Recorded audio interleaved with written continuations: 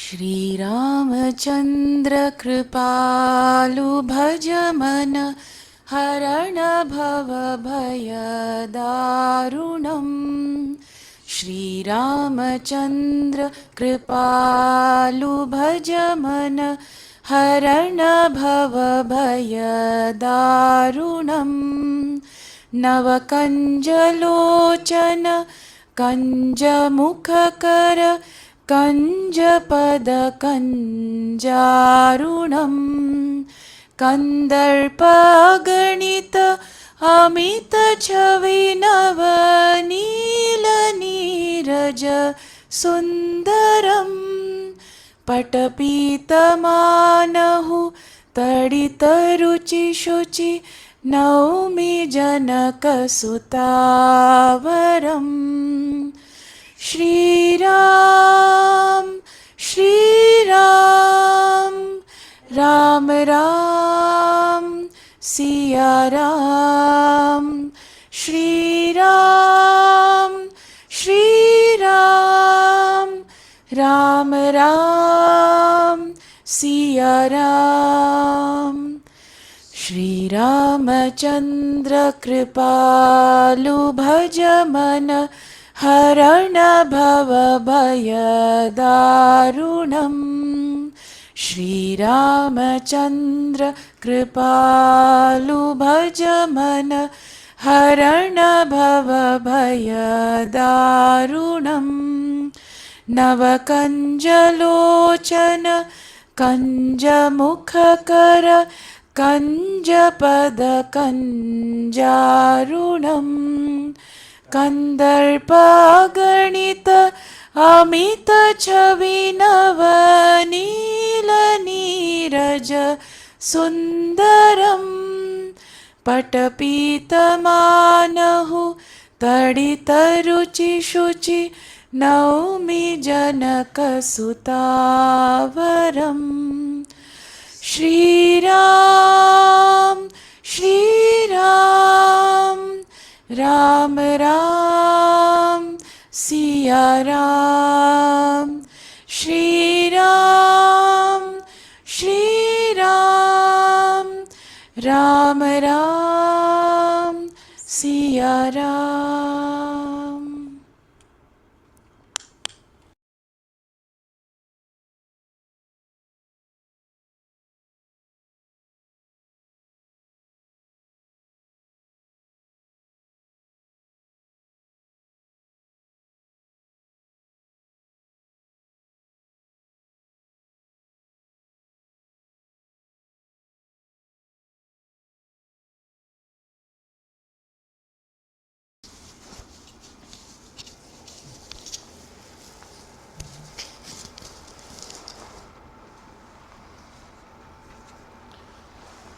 I'm audible?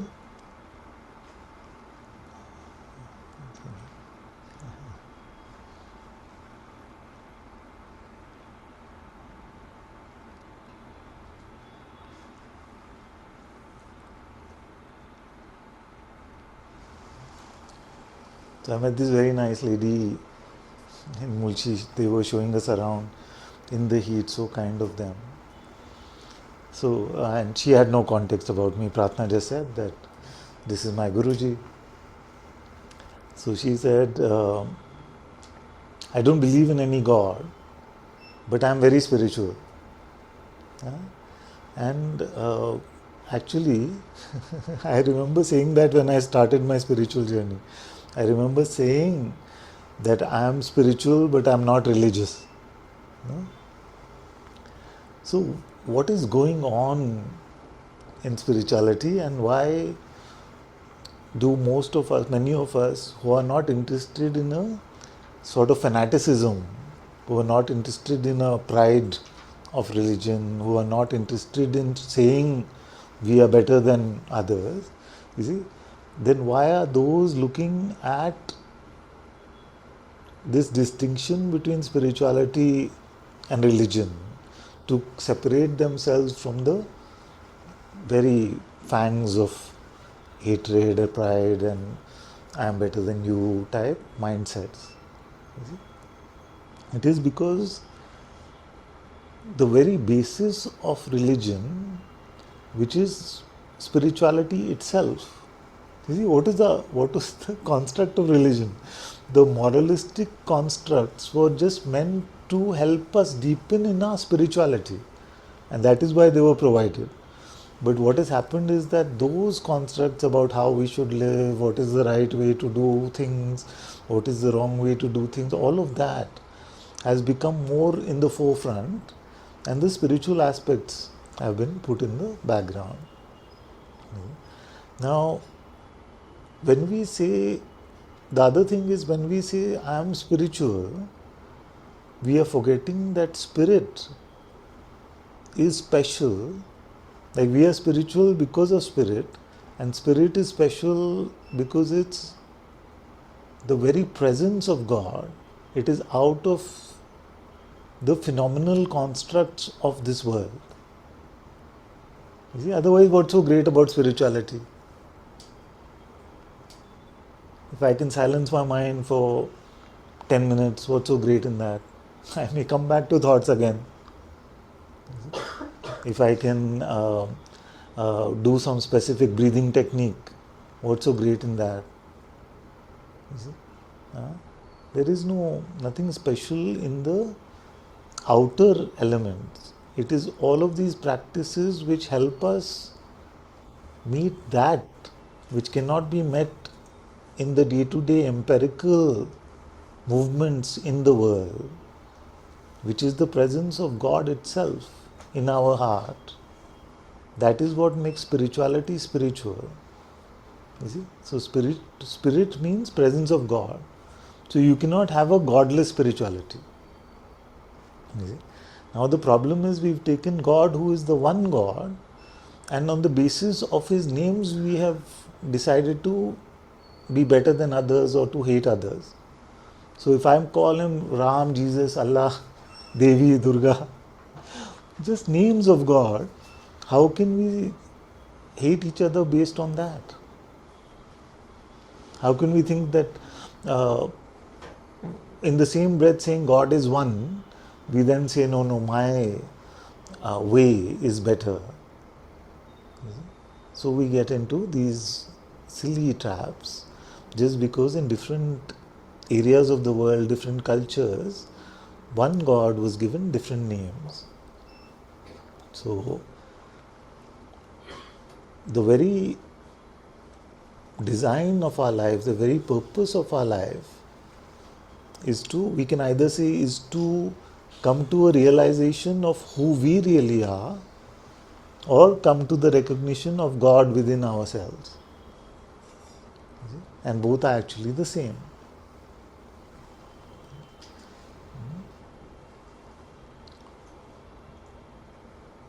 So in the outer, this inner has been forgotten.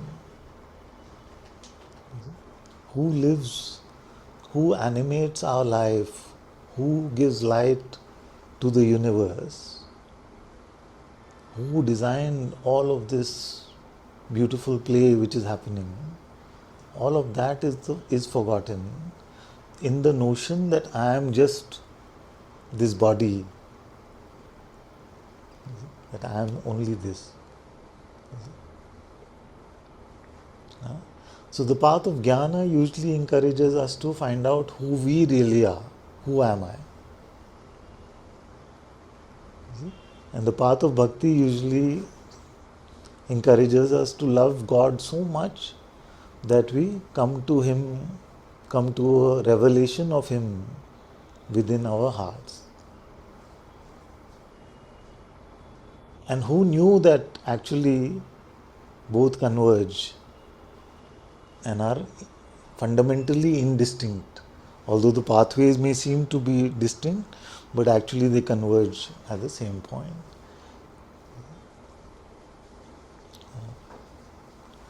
So now you have been told that God is here and He can be found, or you have been told that you can find out the truth about who you are.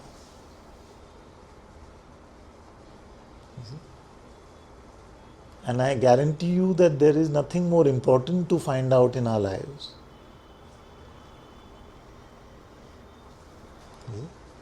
If you spent your whole life pretending that you were a giraffe, but you turned out to be a lion,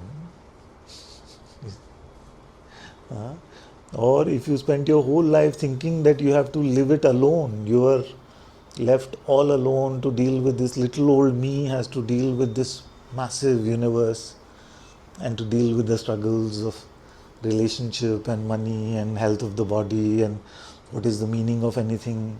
All of these things we have to worry about, not realizing that the very Lord of this universe is right here. See, and we are never alone. We are never left alone. So now, what is more important than that?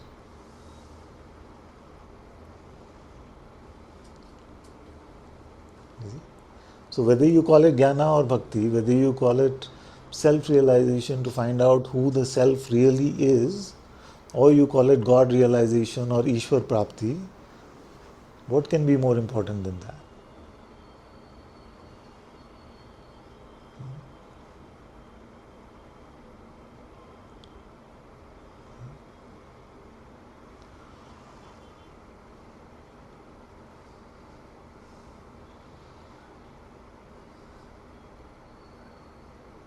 If you go looking for yourself, you will find God. If you go looking for God, you will find yourself.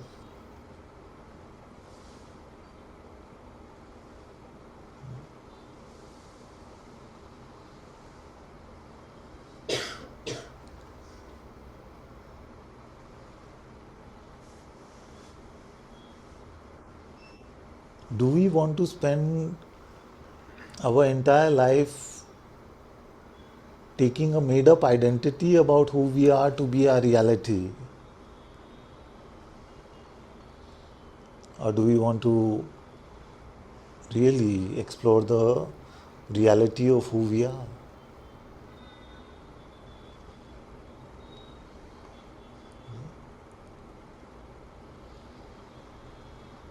Do we want to rely on the rest of our life on the notional idea that God is everywhere and He is kind and He is merciful?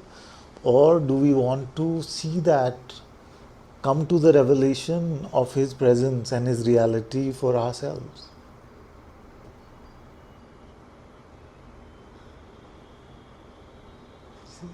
So that is spirituality. Why is that spirituality? Because in the light of spirit, in the light of the Atma, this truth, whether you call it self-realization or God realization, reveals itself.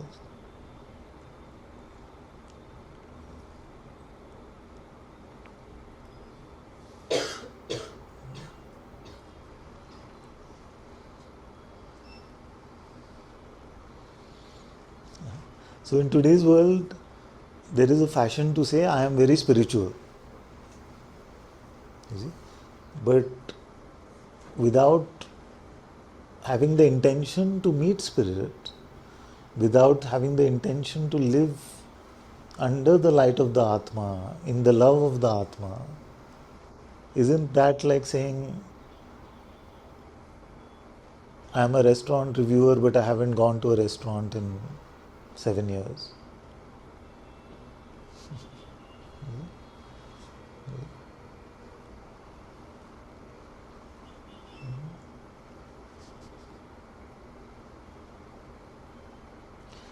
So I am saying that the purpose of our life is to find out who we are, or we can call it in a different way, find God's presence in our heart.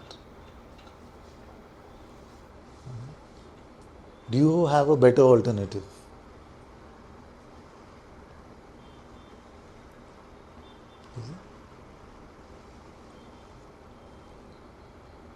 It's very important, this question, because Jesus said, where your treasure is, there your heart will be. So if you treasure the truth above all else, sorry, if you treasure the truth above all else, then your heart will be in spirituality.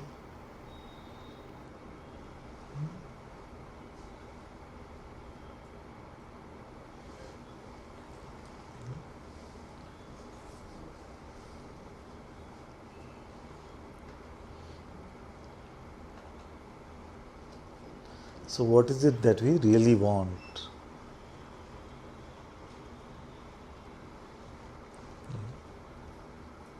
What is it that we really want?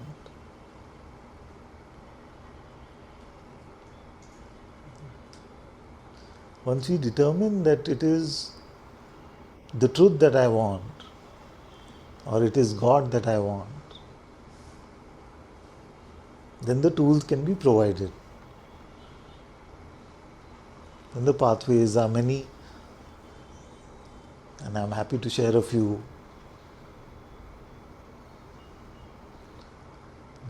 But first, it's important to clarify what is our life really about. You see? There's another idea which is that I want to have some aspect of spirituality in my life so I can live a life in some balance. You see? But again, that is very absurd, because what we are saying is I really want to have a tiny aspect of finding out who I really am. The rest of it I am happy to presume.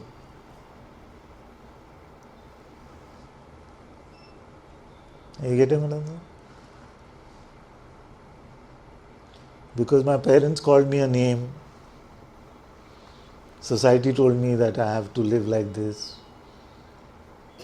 What is important to me in my life is to have the right relationships, make the right money, chase all of these things. You see? But I must keep presuming that I am this one who wants all of these things and will get happiness out of these things. Isn't it more fundamental to really find out who we are? Am I that baby that was born from my mother's womb and will die one day, maybe in a hospital bed? Or is there something more to me?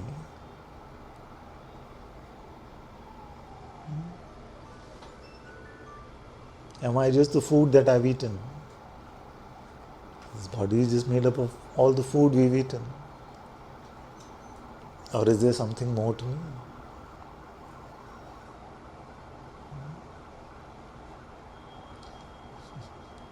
So what happened in this life was that at some point it became like an imperative that I must find out who I am, because everything else is dependent on that. Everything else depends on that. I want this, I want to get married, I want to make money, I want to be happy, I want to be a good person, I want to take care of my parents, I want to live abroad, I want to study this. All has one thing in the center. This is I. Now what if we are wrong about this itself? Isn't it? What if we are wrong about the very central one, the central protagonist of our film? Is the one that we are wrong about. Are we willing to live in that risk? When I was younger and I used to talk to my friends at work, they would say, "What are you going on about?" क्या बोल रहे हैं? You are Tapan. My home name is Tapan. My spiritual name is Ananta. So, you are Tapangar. What is there to know? You are this body. Your name is this. What are you going on about? I used to get this question. But I used to say, no. That is the name of my body. And I don't feel like I am just this body. Even those who are atheists will say, rest in peace. Who are they wishing rest in peace to? Not the body. You see? The body may be cremated. So who are they saying rest in peace to? You see? But there was no Mostly there was no openness to hearing this kind of question because it seems so absurd. The most popular notion in this world is that I am this person, isn't it? Yeah? And to go against that whole stream seems very absurd. But it's really, really important to find out who you are.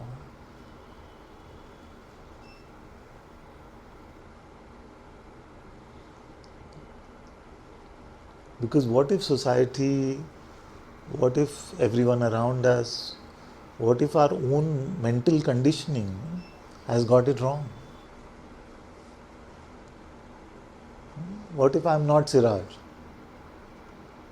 My life is based on the basis that I am Siraj. But what if actually my reality is much broader than that?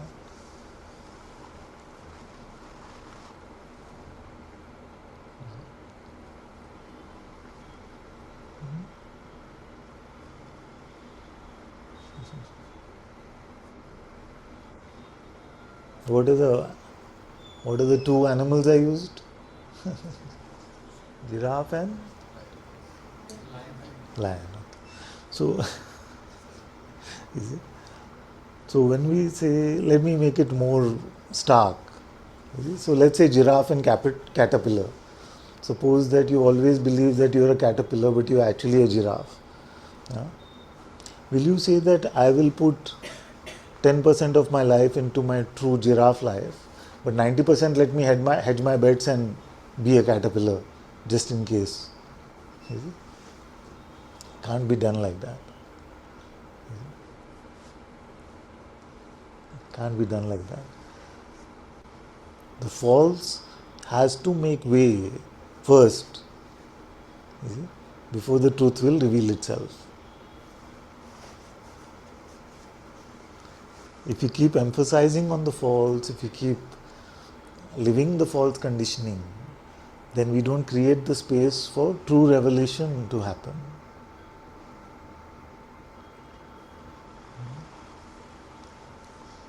So can we at least start with this point that we are not who we think we are, whatever the thought may be. Agree or disagree? I'm happy to argue. I'm not happy to argue actually.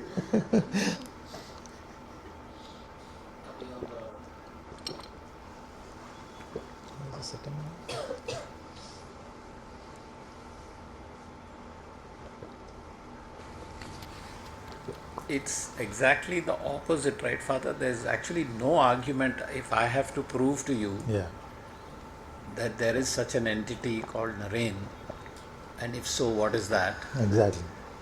I will unable to do it. So We can't find it. this And some new friends are here with us today, so let's walk through that. You see, so if you say you are Naren, I will say show me. No? So you can point to the body and say this is Naren. Now I say tell me about Naren's problems. You see? Now Naren's problems could be something to do about money, something to do about somebody at work, something to do usual worldly problem. You see that has nothing to do with the body. The body doesn't care about the number in the bank account, doesn't care about the bank statement. The body doesn't care about what the business partner said. The body doesn't care about what our relationship, special relationship said. You see? The body doesn't care about these things. You see? So we live as if we are the body, but actually it is just the locus. It gives it a centrality to somewhere to put the focus on. But our lives are being led with an identity which has very little to do with the body. The body actually is quite innocent. You see? So then you look at the body, I am not the body. Then what is left? thoughts and emotions. Yeah. So we look at our thoughts and emotions and we see that thoughts, they come and go. And there are periods of silence in between two thoughts. So does Naren come and go?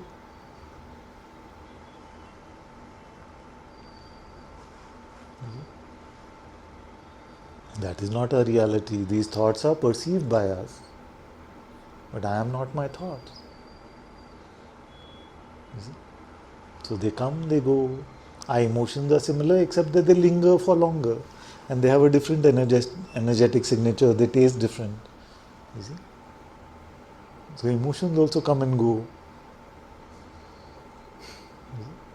Then if I'm not the body, if I'm not my thoughts, I'm not my emotion, then who am I?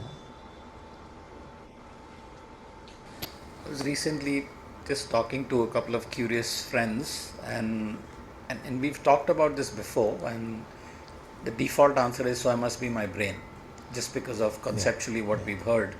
Nobody has experienced that. Yeah. So if we say, for example, one child many years ago said that there's this new theory now that everything, and as it turned out, it was not a new theory, it's a very old theory of the brain in the jar or whatever it is called. No? It's like the brain and everything, the brain projects the world and everything in the world. You see? So the brain is where? In that theory, the brain is where? It is in some world, no? You see, so what projects that world where that brain is? You see?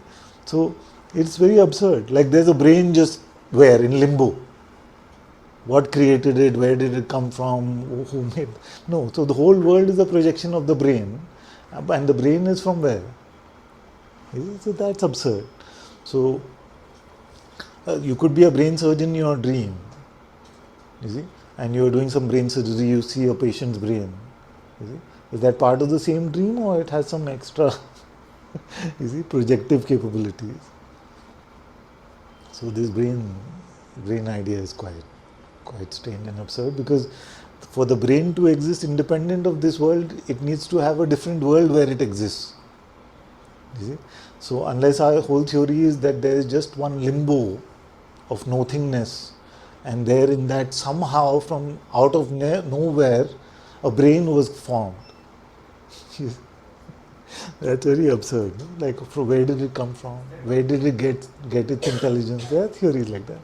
What pan something they call it. So, so it's very absurd. Like, we would much rather that all this intelligence, even if we call it the brain, we would much rather believe that it came from something completely unintelligent, like nothing, rather than it came from the most intelligent one called God. You see? Now I say, this tumbler just showed up. You see?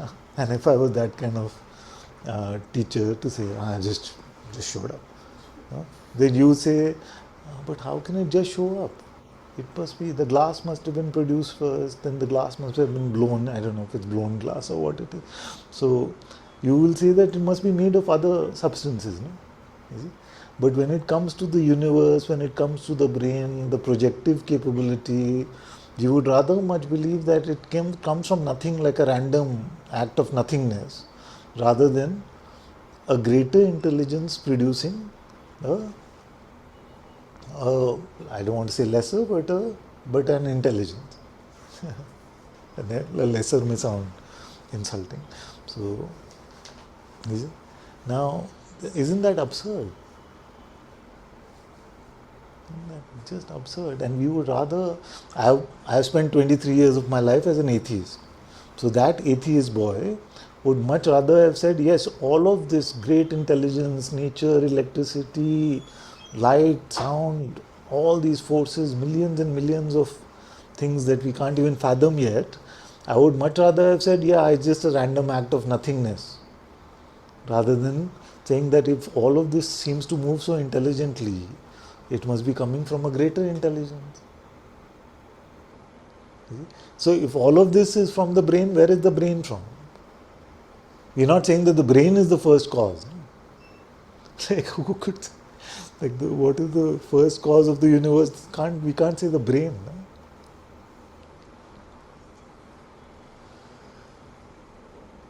So somebody said the other day that all consciousness is produced in the brain. And where does the brain lie? Outside consciousness? So just different ideas. And maybe what they mean by consciousness is different from what we mean by consciousness.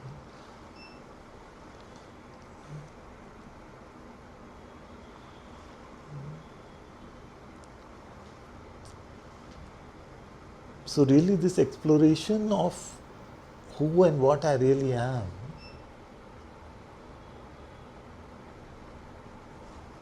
is in my eyes paramount. It's paramount. What stops us from doing it?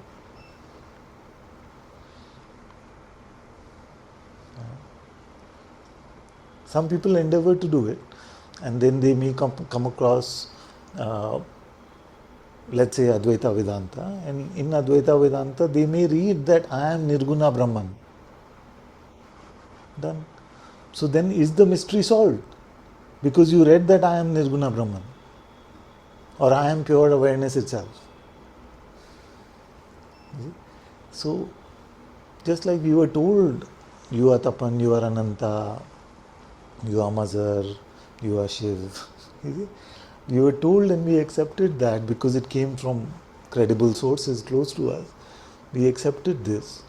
The fact that I am Nirguna Brahman cannot be told and accepted in the same system where the false identity was created. You see, otherwise there is no need for satsang thrice a week. You are Nirguna Brahman. Bye. You see, if it could just be told like that, and you would say, yes, I got it now, I am Nirguna Brahman. Finish. It doesn't work like that. Then you may say we need repetition because we need to be more and more convinced about it. You see, it's not a matter of conviction. As much as I tell you every week that you are a caterpillar, you will not believe it. You see? And when human life hits you, then caterpillar will go out the window immediately. You see, when the troubles come in our human life, when our partner is shouting at us, then the idea that I am Nirguna Brahman is the first to go. Isn't it? You may convince yourself, I am Brahman, I am Brahman. Like, why haven't you changed the light bulb for 6 months? You see that Brahman is gone instantly. You see? So conceptual knowledge will not do it. In the way we've picked up traditional knowledge is not the way that we'll pick up the truth about who we are. That's why it's called Atma Gyan. That's why it's called Atma Darshan. And the point of calling it that is that it is a revelation. You see? We make room for the revelation to happen, and then, and maybe I'm going too far right now for this conversation, but just hear it for the moment, we'll talk more. We make room for the revelation to happen by emptying ourselves as much as we can of the false identity, so that the Atma itself, the spirit itself, reveals the reality of who we are. And that is why the revelation part of the process is called grace. It's called grace. What grace means is that it is not possible to solve in worldly ways that we are used to solving other things. It's not a mathematical equation that one day you will resolve who you are. It is not even an experience that one day I will see some bright glowing light, you see, coming out of my skull and spreading to the entire universe, and that's who I am. Because I'll still ask you, who witnesses that?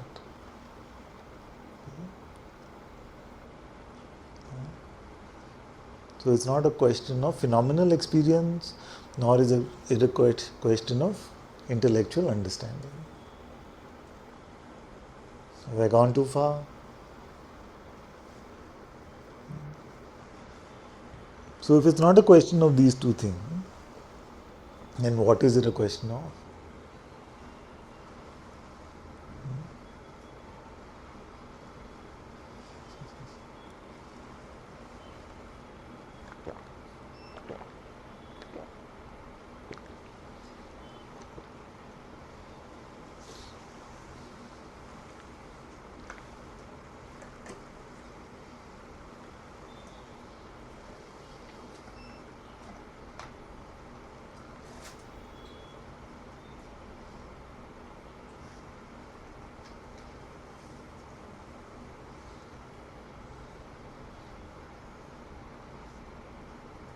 We have spoken a lot of things already.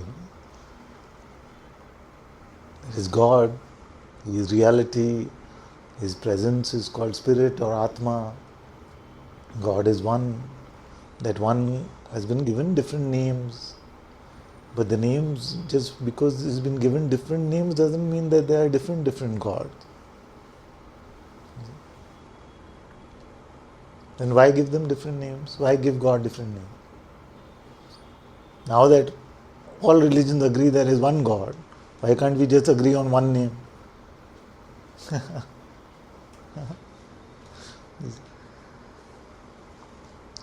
It's complicated. Now that one formless reality from which all creation comes, you see, how will you make a relationship with that one? All the sages tell us love God. The first commandment is you must love God. All the sages have told us full bhav, full emotion, full our life, full our heart. मैं आपका हूँ भगवान, मैं आपका हूँ भगवान. With full emotion we offer ourselves to God. Now, I say you do that to the space in which you see the sky. Not even the sky, to the space in which you see the sky. You perceive the sky. What do you say? How to fall in love with that? How to offer my heart to that? Is it? So God very well knows, and just for now, you have to just, even if you take it with a pinch of salt, you have to hear this. You see? Which is that God is very well aware of our conditioning, that we are so convinced of our name and form that the only way to start making a relationship with God is name and form. And whether that name is Ram, Krishna, Jesus, Allah, that doesn't matter. At least we need that name to say, I love you, God. Now, even with just that name, it's very difficult. Because if I tell you, I know somebody who could be your best friend, but you can't meet them ever, you will say your information to me is pointless. Because what's the point? I have to be able to meet them. So God in His mercy provided us this route where He said, whichever way you want to meet me, you can. You see? So if you like my righteousness, meet me as Ram. If you like my playfulness, meet me as Krishna. If you like the love that I share, meet me as Jesus. So whatever way you can find to meet, you can meet God.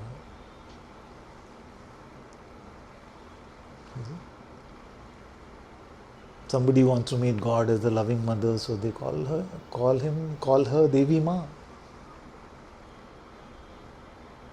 Somebody wants to meet God as the best friend, so like a Sakha, so we call him Krishna for Arjun or Sudama.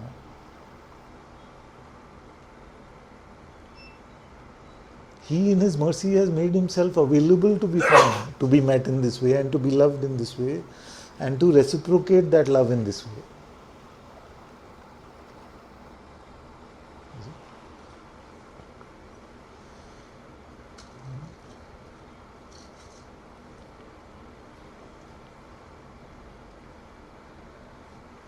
Because that love makes us less self-obsessed. What happened after the first few days that we've fallen in love in the world? What happened? We just, with every emotion, with thought, with body, with everything, we want to just immerse ourselves in that one.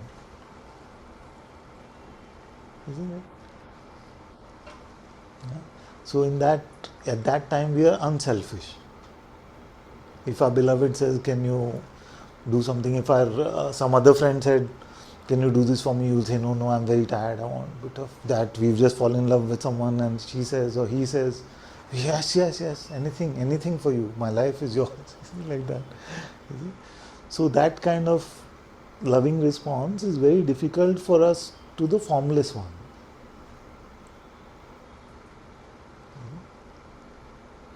But it helps because uh, this to love any form that attracts us to God, to love in that way helps us because we become unselfish.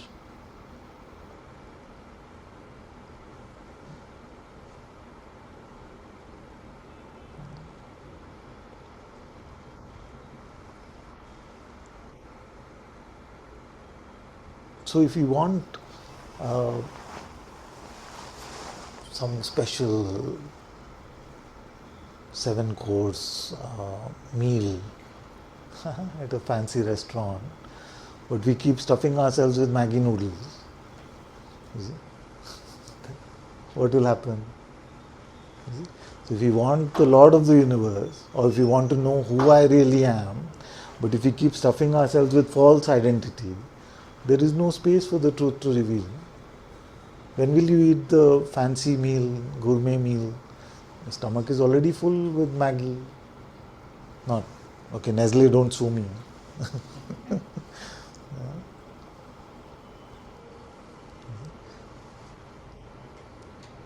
So we have to make the lane empty of the me so that we can come to the recognition of reality, whether we call that the true self or whether we call that God. Sorry, forgot to turn off.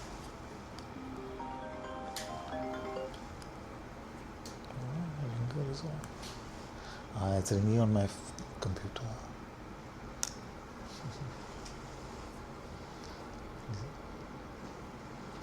With me so far, I doubt it very much. Okay, who can recap? Little. There's big confusion about spirituality and religion. Yeah, that part is clear. Spirit without God is pointless because spirit is the presence of God.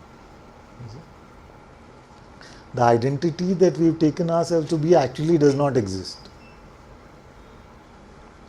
And the truth of who we are or the truth of God, whichever way you want to look at it, will be revealed through the presence of God, which is called Atma or Spirit. The idea that that the sages of any tradition, religion have found that there is uh, the truth of that there is one God has been discarded by any true sage is not true. In all religions, all traditions, true sages who've truly undertaken the inner journey come with the same revelation of the oneness of God. And yet that oneness does not discount the fact that to love God more, to focus our life on God more and more, we need to find some name and form. You see, whether it is the cross or it is the picture of Mecca, everyone needs some form to be able to identify. So all that is clear. Now, if we obsess about the false identity constantly, we cannot come to the truth. So really the spiritual project is to empty ourselves of the false and to make space for the truth. And the truth will not be forced through any forceful empirical mechanism. The truth will be revealed. That's the essence of what we've spoken so far.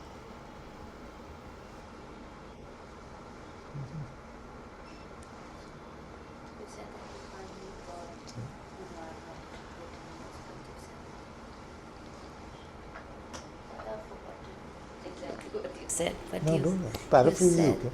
you said that I can't meet God as an experience, nor can I meet it in the intellect. Exactly. This is not what Yes. you said. You No, said no, much exactly.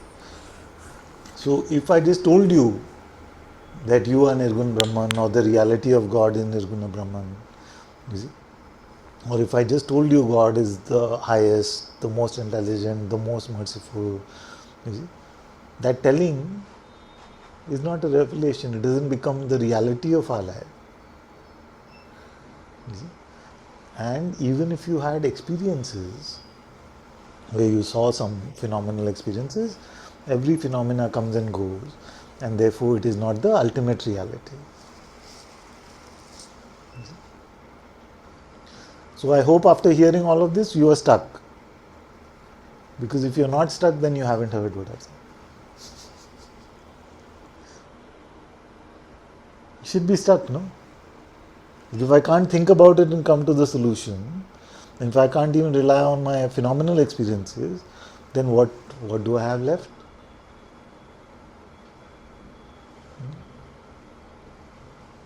What else do we have?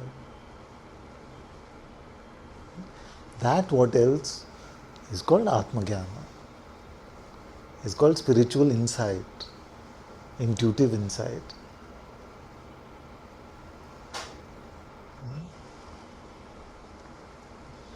And without Atma-Jnana, without spiritual insight, without intuitive insight, take this from someone who was an atheist for a long time in their life, we are living a zombie life.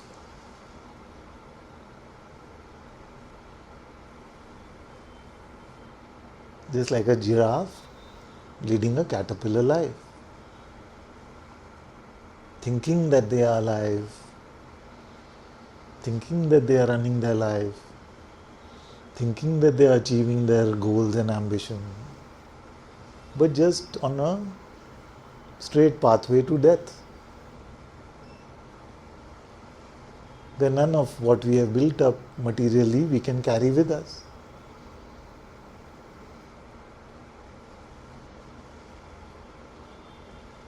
Suppose you understood the entire set of scriptures and just understood it. You're dead, all of that is dead. Suppose you collected the most money, trillions of dollars. You're dead, it doesn't belong to you anymore. You see? Suppose you married the best partner ever. You're dead. You can't carry the partner with you, no matter how much you love each other. Can't carry. You see? So, without coming to the truth of who we are, this worldly existence is a zombie life.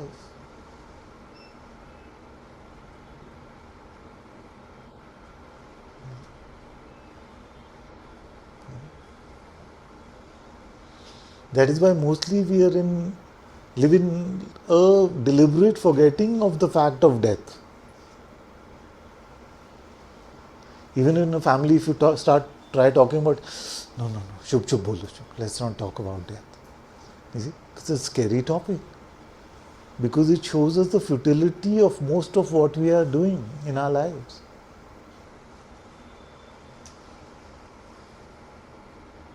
And one of the tricks of Maya is that it keeps us thinking that there is time. I cannot imagine that this body has lived half a century and 1 year. That baby that was born has lived half a century and 1 year. When I put it like, otherwise if I say 51 is different, but when I put it in the construct of a century, then the vastness of it hits me. You see, it seemed like just yesterday. My childhood memories don't seem like they were from half a century ago. You see? So if my first half of the century seems like nothing, the remaining 20, 30, 40 years, I don't know, maybe even 10, 5, who knows, will also seem like that.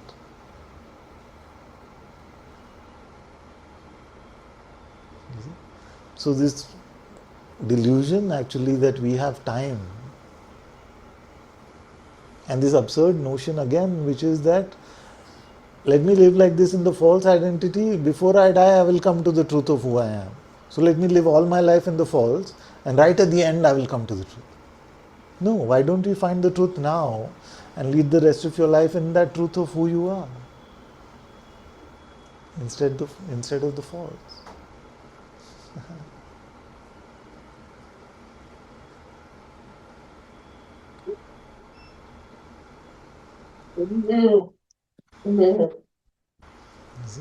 Hi, Father.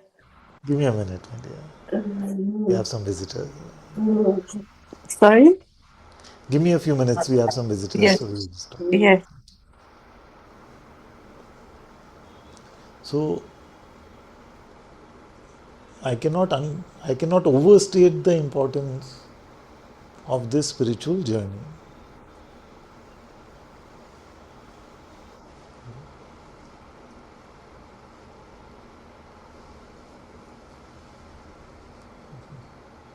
Now, if somebody told you that you must start a business so that you can take care of your life and your family's life for the rest of your life, you see, you will say, I'm willing to give my 10, 15, 20 years to it. You see. Now, if somebody says you must give your life to finding out the truth of who you are, you say, I don't have the time. I can't. You see. So, are we willing to live as the false one and lead the life of the false one because of this notion of time?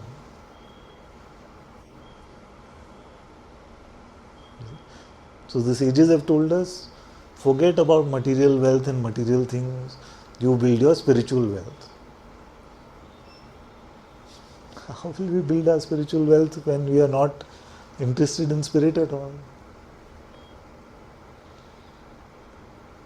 If we are not interested in the Atma, then what wealth will can the Atma give us?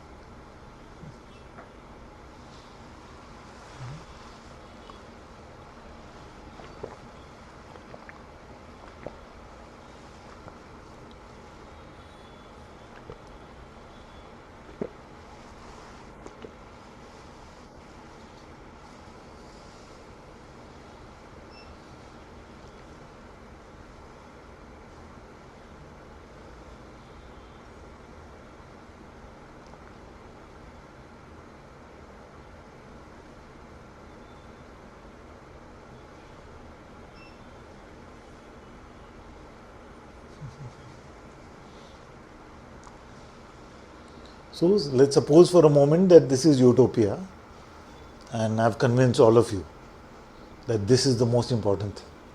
You see? Then you would say, but okay, we know that it is very important to find out the truth of who I am, or it is very important to find God's presence, to live in His love and light is very important. But I don't know how to do that. How do I do that? You see? So the problem is huge, but the answers are very simple. He's made them simple.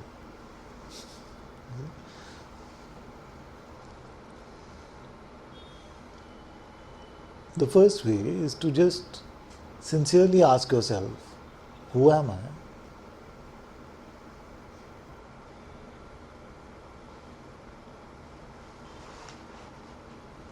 Who am I? And when a thought arises offering a solution, just ask yourself, who witnesses this thought?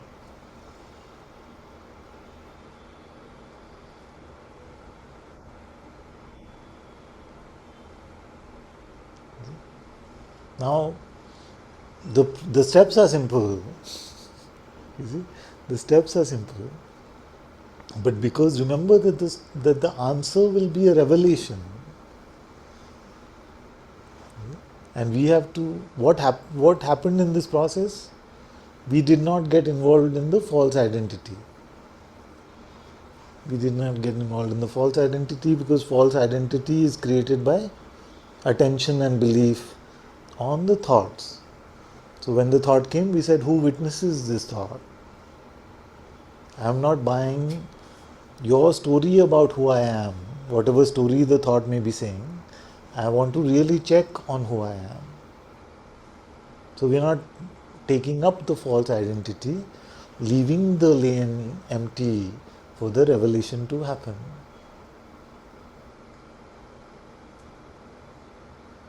That is the first way. The second way is to, if you are devotional in temperament, or even if you're not, but you want to try something that I'm saying, take your favorite name for God from any religion, any construct, it doesn't matter. Your favorite one, which you love somewhere already, and you start repeating that.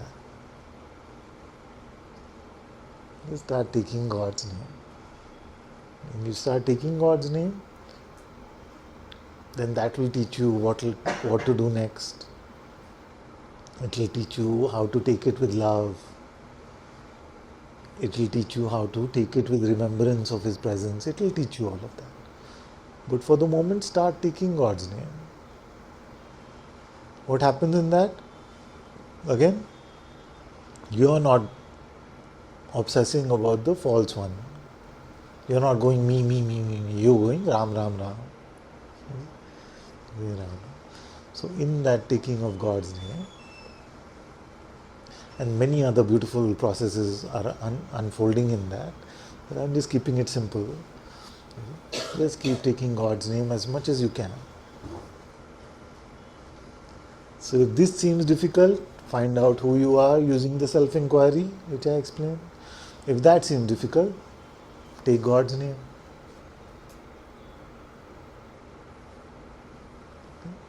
Now, for such a small price, what is on offer is called moksha, it's called freedom, it's called self-realization, nirvana, enlightenment, awakening, so many beautiful terms.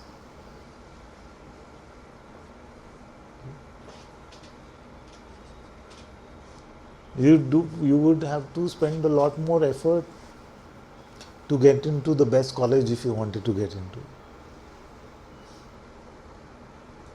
But for the truth of who you are, this little work is needed.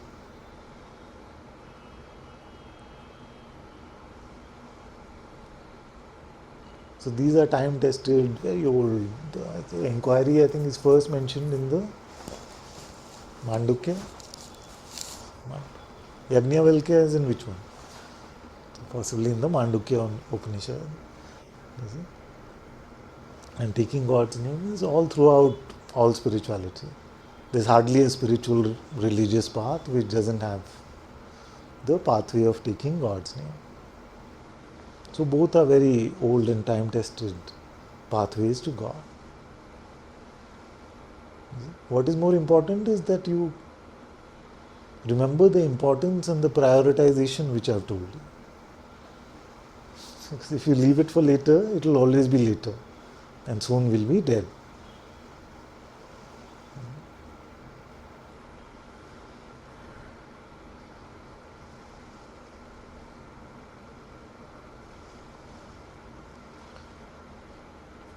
So that is broadly what we are talking about in Satsang.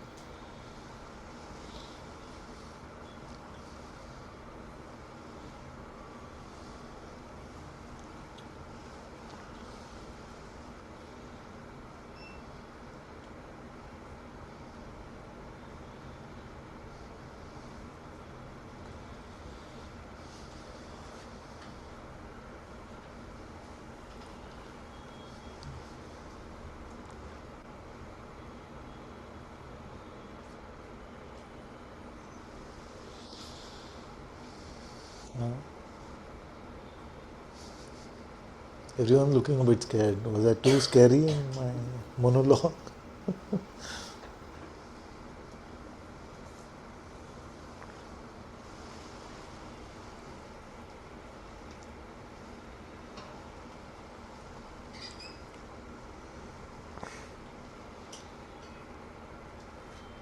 Many times when I say you must find out who you are, the response I get is that Why? What's the point of it? What will I get? What will I get? If I find out who I am.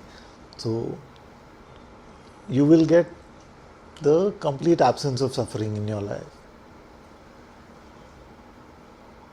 You cannot suffer unless you take yourself to be the false one. If you take yourself to be just this body mind, you will always suffer. But if you find out and don't confuse yourself with the truth of who you are, you cannot suffer. All suffering is on the basis of misidentification and specifically pride, which is misidentification.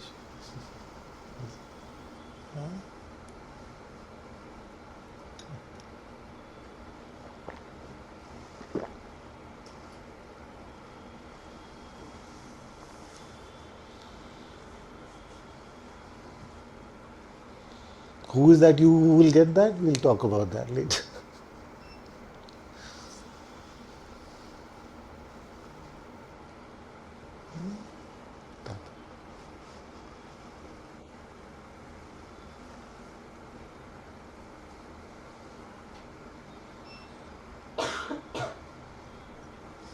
The tools are clear to you. The importance of the project is clear to you. The tools are clear to you. You see? Now it would be very straightforward, except for the fact of the big M. What's the big M? Maya. See? So, in different spiritual constructs, it's given different names.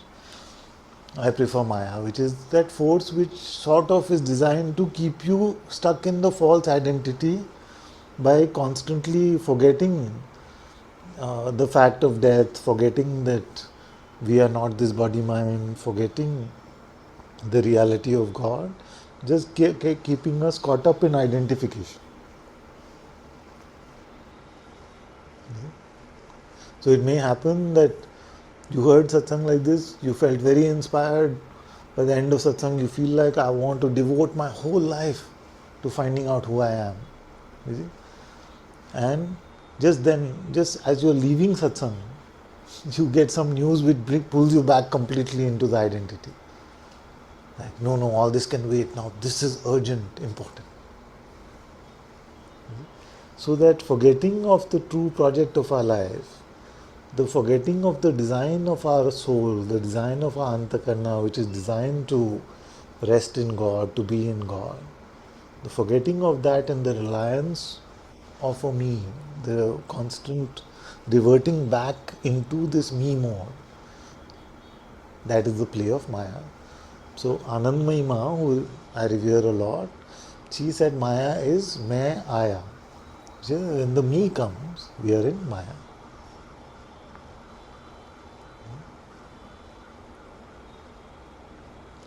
So that is why then our spiritual life starts to feel like a battleground between the truth and Maya. And to provide the vitamins and the nutrition in this battle, we have satsang.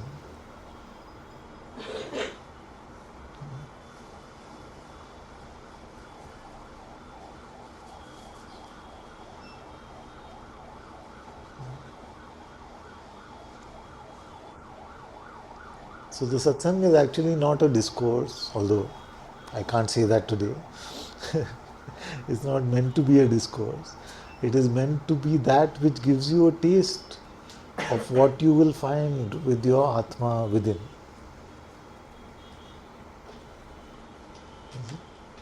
Give you a taste of that. Because once you taste this, once you smell this, then you can recognize the fragrance of that within.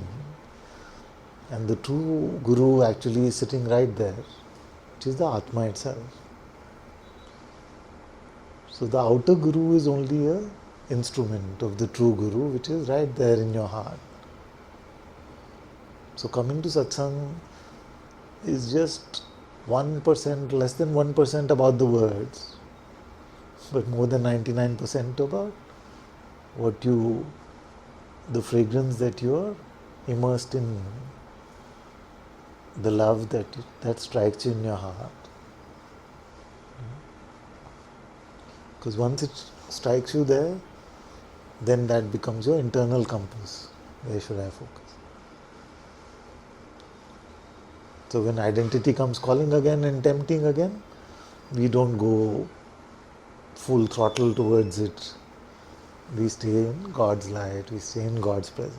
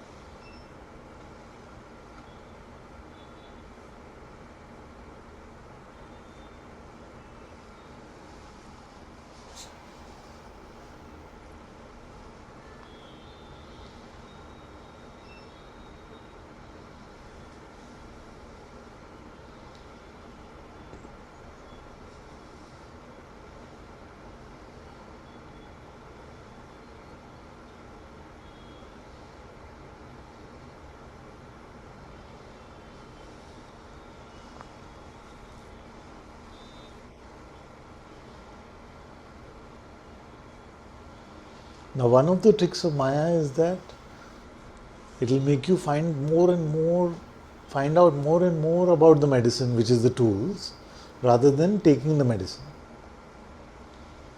Like, I know this about the self-inquiry, I know this about how it works, I know this is where it came from, I know these are the experiences of those who are doing the self-inquiry, but we are not doing the self-inquiry.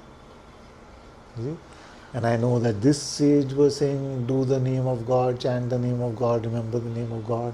This one said like that, and this one said like this, and this one had this experience because of it. This one was a dacoit and he became a sage, Valmiki, because of it. And we know all of this stuff, but we're not taking the medicine. So we are not to collect more and more information about the medicine, we just take it at some point. Take it.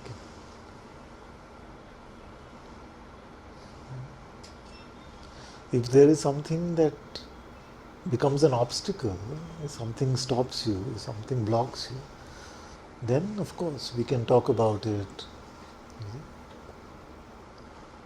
And also, if the project is clear and your tools are clear, which medicine you're taking is clear, then it's best not to get into too many other topics about, oh, this happened, then this happened, and this is what, and that is what.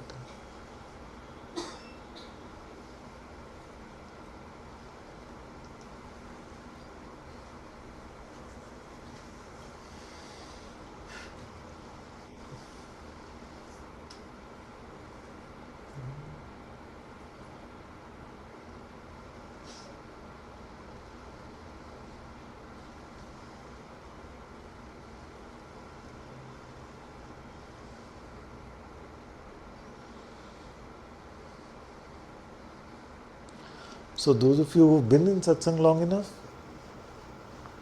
first tell me the medicine that you're taking, you see, and then tell me if you're having some trouble taking the medicine, or what is it that you want help with, because everything else is actually just auxiliary to that. like talking about the structure of our misidentification. What is it called? If you take an antibiotic which is useful for most bacteria, broad spectrum, exactly. So taking God's name and doing the self-inquiry is broad spectrum antibiotic. All of us feel like our particular ailment cannot be resolved with that, but it can. Whatever it is, it can. Because that is the mind's trick to get you focused on, no, my situation is different. My condition is, in spite of taking the medication, the infection is not going. It's just not true.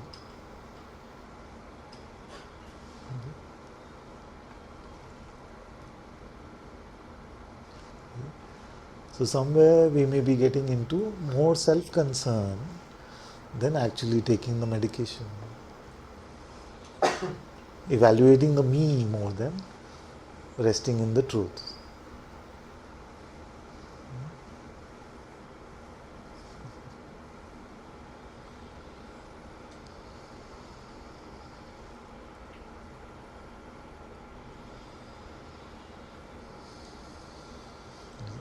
So first is the prioritization of the importance of the truth, God, in our lives.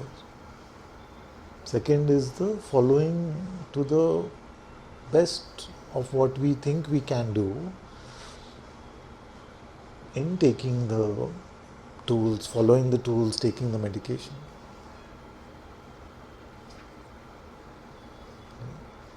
Then what is the trouble after that?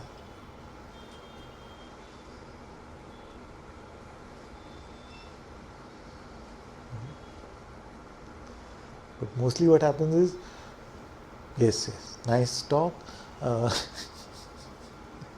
I want to say that in my life, this is what. I say, okay, but are you taking God's name? Yeah, it happens. I'm not the doer. Or are you doing the self-inquiry? No, I feel I'm pretty clear about who I am. So don't get into these kind of mental traps.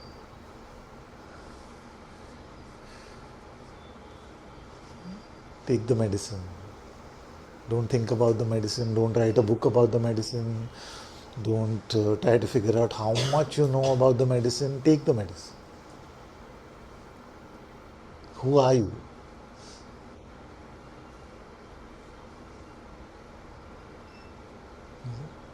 Have you met God's presence? Have you met the Atma? Have you had Atma Darshan?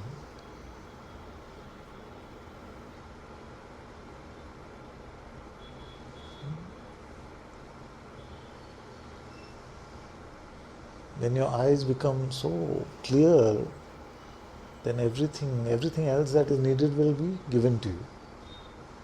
Everything will be shown to you. God will find ways to teach you what He needs to teach you. So, don't fall into the Maya traps which keep distracting you into various things.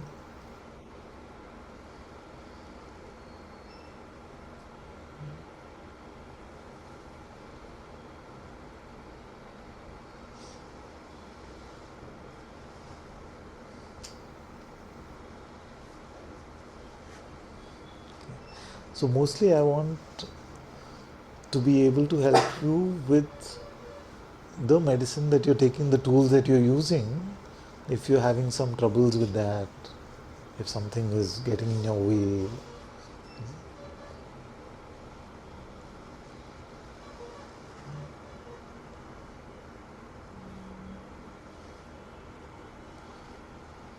yes.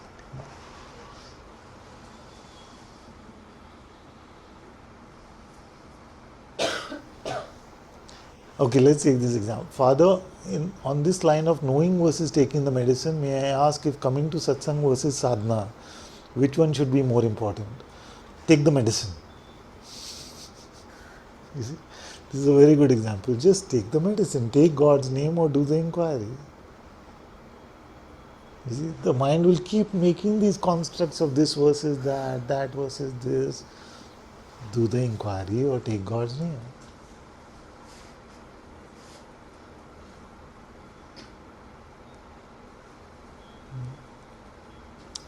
Is the intention to write a book? No. It is to find God or find the truth about who we are, isn't it? I mean, after that, if a book happens, that's fine. There's nothing wrong with writing a book. You see, but the intention right now is to come to the holiest of holy meetings possible. Don't let anything get in the way. Find out who you are. Now remember God's name.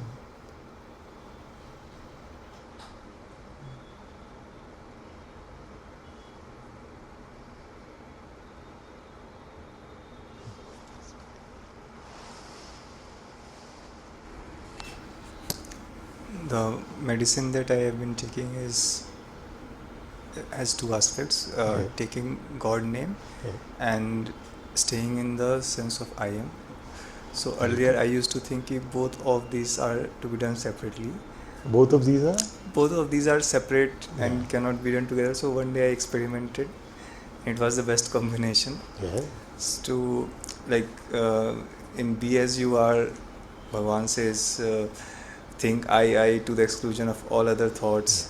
And also most of Guruji's satsangs he talks about holding to the sense of being Yeah. and staying there, and with your satsangs you have initiated us into taking God's name and prayer. So both of these becomes a beautiful combinations. So the question that emerged was, how do you leave all the impressions? How do you make your antakarna open? Like you had your day from morning till evening. A lot would have happened to you, but right now, how do you just drop everything? And you don't talk about the world and the things that happen. You talk about God and also from God. So how is this happening? Like I take God name, I do things, but I just don't drop. I'm taking the medicines. I'm not saying I'm not getting the results or anything. I am doing what you're saying to the best of my abilities and dedicated time that I can find out. But just had this question ki, how do you just let go of the things, the antakarna, because something good must have happened, something bad must have happened, and especially the bads and the sticky parts. It's like somebody is touching, while you are doing sadhana and somebody is tapping your shoulders on the back. The thoughts are like that. You want to face to God, but these keep coming. So how do you just drop this? How do you, like right now, have you dropped it or is it there? There, yes, it's not there. It's not there. No? Yes, How did it go? because I checked now. Because of the checking it went? Yes, So in the moment that you're not checking it, just there. yes. Okay. Let's give it a few moments. Now? You see, this is the gift. Just naturally, moment to moment, we are empty. Our job is not to fill ourselves with garbage again. Dropping ka kaam God will do. The work of dropping He will do. Our job is not to pick up any more garbage. So by using God's name, by doing the inquiry, by remaining empty and just with the sense of being, sense of presence, all of these tools, you're just allowing yourself not to pick up anymore. That which is already picked up, you don't need to worry about. Because there is no tools, no devices saying, okay, I'll zero in on that condition radar, go zoom in, pick that out, throw, drop. Really?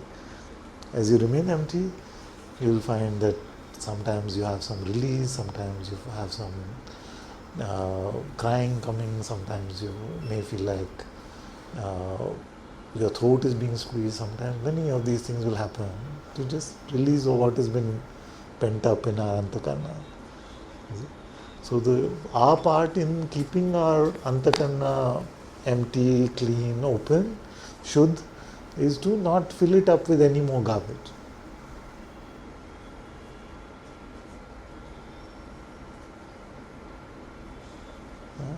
And every moment of this empty that we give to it,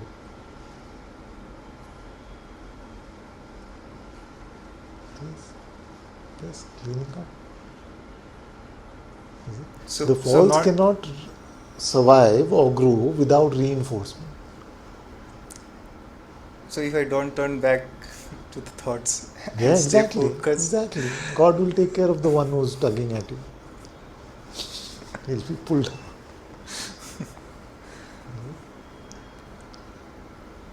Because all these interactions The trouble create is a it sounds sense. too simple.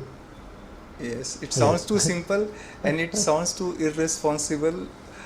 Uh, when the things happen as actuality, I respond. But when the things come as thoughts, to turn away, because everything felt like the real. In the real, it was real, but in the thoughts, I Yeah. have to turn it away. Like Yeah. I So become a different me. right now, who is bothering you? This question is bothering you till you find an answer, isn't it? Like till the intellect is not satisfied with like what could be the solution, till then it keeps nudging, no? Yes, Unresolved unresolved thing. You things. see? So suppose you just dropped it, like you want to drop it, so you don't start with dropping this. Mm. Now you're empty. You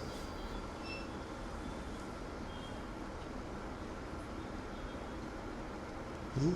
So when it is said, when the bhakta say, all that you need to do is take his name, he will do the rest. That's what it means. So you're saying Ram, Ram, Ram, Ram, Ram. Mind is saying you're in avoidance. You're being irresponsible, you're in avoidance, you're in denial. You see, no, you're not in avoidance, you're not in denial, you're remembering Him who is the highest in this. You see? So, the mind wants to make it about me, you are making it about God.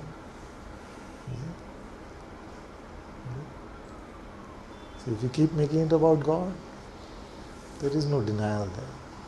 Advaita denial means that you're using a conceptual idea. You see, actually you're feeling a lot of anger, frustration, all of that, but you're just using the idea I am the self not to not meet that thought. You're not really inquiring into who is witnessing that thought. You're just in some sort of conceptual denial using Advaita concept. You see? So that denial is different. To bring God into the picture in every situation is not a denial. Then because our insides become open and receptive, they are not fearful anymore. When the mind pokes us, when our emotions feel scary, all of these things come, we just keep remembering God. So that's a big openness. But to the mind it can sound like you're running away, being irresponsible, you're denying. It's not true. Thank you.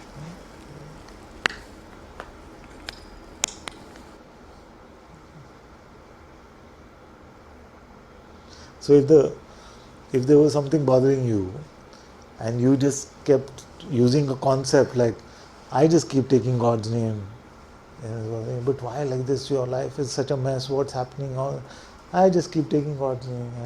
But in actuality, you're not taking God's name. Then that would be a denial. To actually offer yourself, because what happens when we take God's name? Uh, we are actually remembering. We are actually making a hotline call to the King of the universe. This is not a denial. It's a very high. It's a very high move.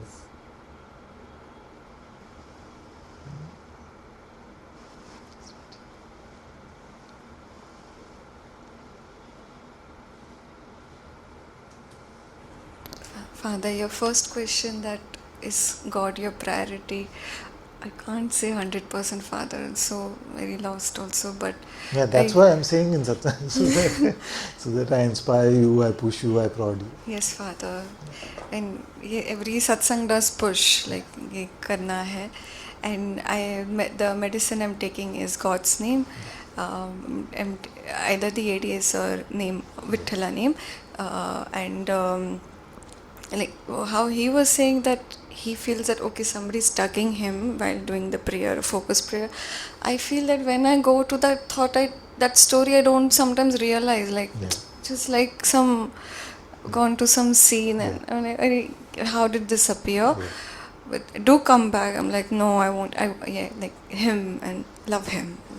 And but topic going on these days is like boredom, like just like some stimulus required, or like even if I'm taking his name, after some time, like okay, I need something, and when it is exciting, things are happening, even at work or maybe, but and I that's it, Father. Boredom, let's talk about for a moment, because boredom sounds very, I'm just bored,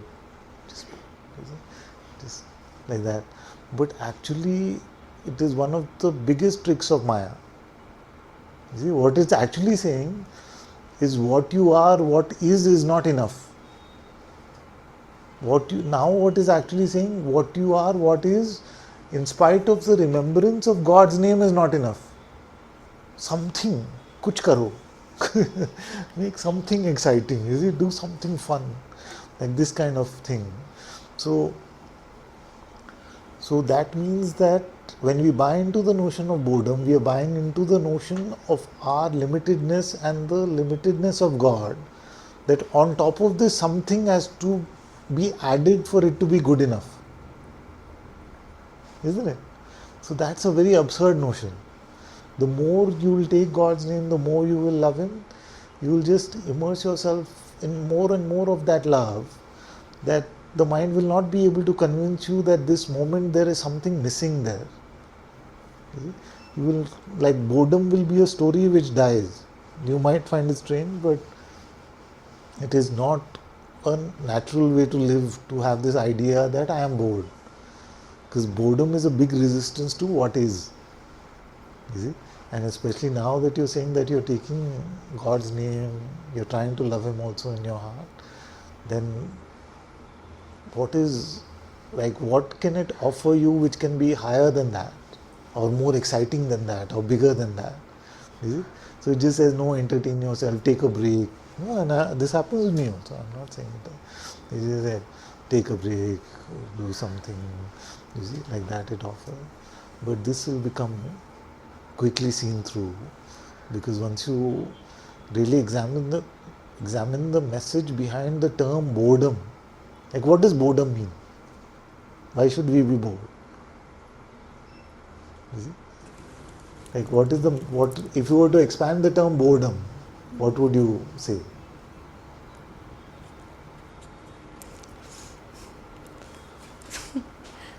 Yeah, okay, I'll help you a bit. So I see it in Satsang also. Some of you label yourself Jnani, some of you label yourself Bhakta. So I see the moment I start talking about the other side, no, half of the room goes, we'll wait till he starts talking about that which is of interest to us. So that is a selling of a similar idea. No? That and some of you call me father, your guru, all of that. So what my guru is saying at this point of time is not helpful to me or useful to me. I'll just switch off and do some other stuff. And when he comes back to the topic of my interest, then that will be worthy of my attention and time. You see? So then that is a very similar trick to this boredom. Like what God has given me in this moment is not enough. He's obviously not doing his job well enough. So I need to find better ways to keep myself engaged and attentive in this world. You see? So these are very devious things in the garb of something very harmless. You see? The message of boredom, like so much beauty around us every moment. You see? So much beauty. Like in this room, there's so much beauty. In one ray of light, there's so much beauty. We don't need that. We don't enjoy that. You see, because the mind oppresses us most of the time. Says no, this more. I should have this. I should have that. You see, so we have so much. If you looked into the eyes of a brother or sister, one moment, you would see that the whole universe can be seen there. But we don't live like that because our attention is on our mind, our narratives are about different things. So this idea of boredom is very devious, especially when it happens in satsang also. Then what happens is that it slots ourselves in these boxes. You see? Like I like this box, I like that, and it prevents us from becoming broader, it prevents us from growing because we feel like we can only engage with that. But it's not true. If, for example, to take this example forward, if jnana and bhakti are two wings of the same bird and the bird is called spirituality, then it is not true that we must learn to flap only one wing. And if any topic comes about the other wing, then we'll wait for that to pass and hope that, because we are too quick to slot ourselves into things. And many times it happens, sorry if I'm digressing a bit from your original point, but I wanted to make this point. Many times it happens because we have been fed conditions about this is the best, this is the highest, this is the most direct, this is the thing, this is, you see, these kind of things. So we must not fall into that. Like we have been fed this idea somehow that doom scrolling would be better than just looking at the light in this room. Like it comes because whatever the algo is designed that way, whatever the reason is, but it's not true. Like just even if it's a bulb like this and the light is flowing, to just enjoy the magnificence of the fact that light can be perceived. This is much more exciting than anything that social media can offer us, for example. So this construct of boredom gets flipped around, and it's very much a resistance tactic. Yes, Father, yes. And the danger of that is when you come to that quiet stillness in your heart, then the mind will be able to pull that trick and say, no, nothing is happening, this is too boring, it's too dry, I want experiences, I want the taste. So if you don't even deal with the boredom where there's so much stimulus every moment of our life, then when we go to the quietness where there is no sliver of perception, then the mind will really be able to come and offer itself and say, no, what is happening? This is a waste of time, nothing is happening. So, some excitement I want, and some emotions. And what will you get from excitement? Suppose there's excitement, suppose you're very bored right now. Then something very exciting happened. I don't know what that would be, some very entertaining thing, something very exciting. Then what is the benefit of that? Very momentary, Father. It will just go. But is there a benefit? Benefit? Not really, just excite here. Is it just the benefit that for those few moments, our mind is not oppressing us? You see? At least with the notion that you're bored. Then it has to find some other. You see?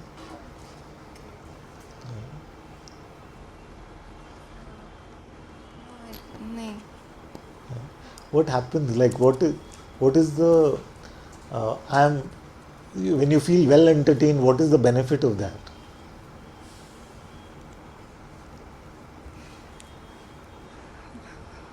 I don't even know, Father, what is. It's good to look. Yeah. No? Seems like an itch that has been scratched, Father. Yeah, just like the oppression of that very notion of like boredom is gone. Isn't it? And yet when you have so much excitement, it's like, I need to take a holiday, go into nature. You see? And then nature, after 1 or 2 days in nature, you feel relaxed, and I'm bored. You see? So then we keep just switching from these modes, but we actually don't take the time to really take that inner journey. Either way, we're just caught up in fixing the outside, and we don't. Because the minute you go to a beautiful place, nature, all of that, and you're starting to go inwards into stillness, very soon it'll start saying, okay, enough, now I'm bored. Go to the and city, you get too excited, too much stimulus, all of that. I need to relax, I need to breathe. So in that, the whole life will go. You have to.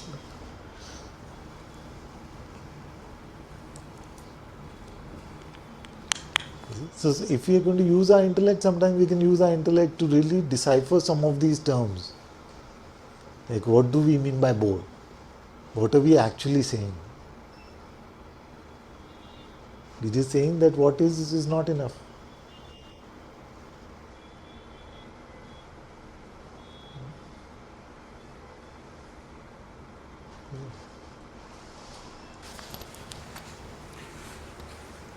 One of the cost or maybe benefit of taking the medicine, Father, is that friends are dropping like flies because I have become boring. Yes, it's true. But it's They okay. want more from you. Yeah. So sometimes that, to answer your question, what are the challenges in life even after taking the medicine, and the medicine has been consumed joyfully, so there's no self-doubt on that. It's just like there's this nostalgic thing. Oh wow, this involves losing friends. Does it have to be like that? But even that's not such a big deal. Just takes time getting used to it. Yeah.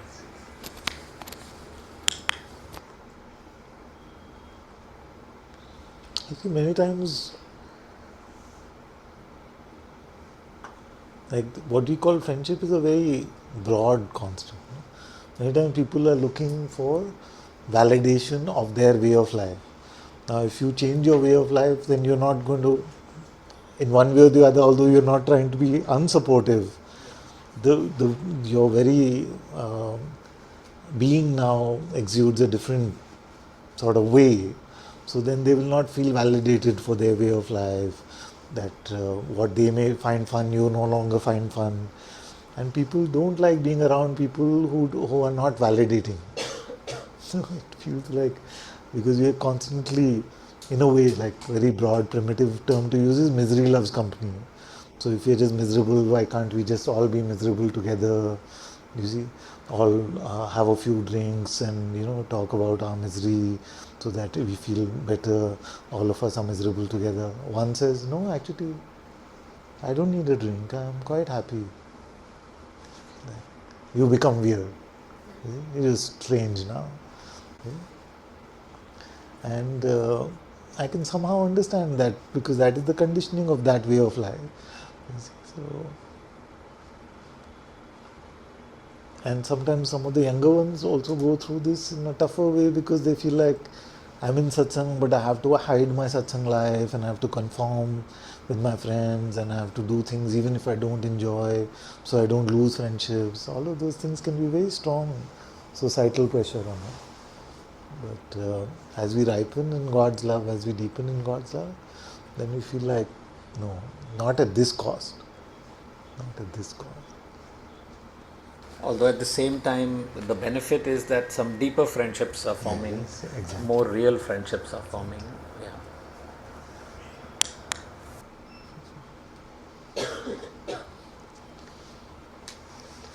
At the back.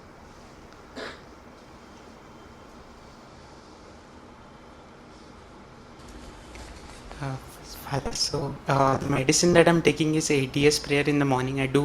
I'm able to do only half an hour to 1 hour focus prayer, and on weekends I'm able to do 1.5 hours.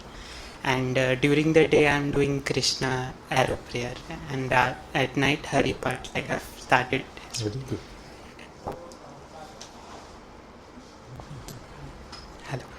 Yeah, so when you were answering his question, that you said that when a thought comes, I try to bring God in the middle and not focus on the thought.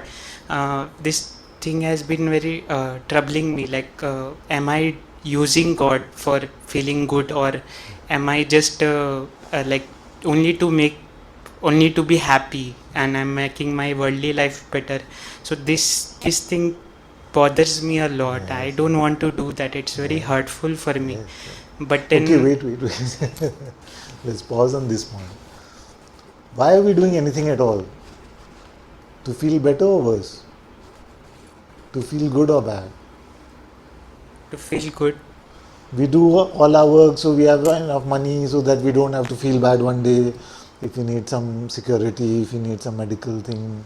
You see, what everything that we do, you see, why do we entertain ourselves? To feel better or to feel worse? To feel better. You see, so this whole avoidance of pain and going towards pleasure paradigm is very, very basic for us. So see how the mind uses this tool, this very thing, it itself makes us run away from pain and pull pleasure towards itself.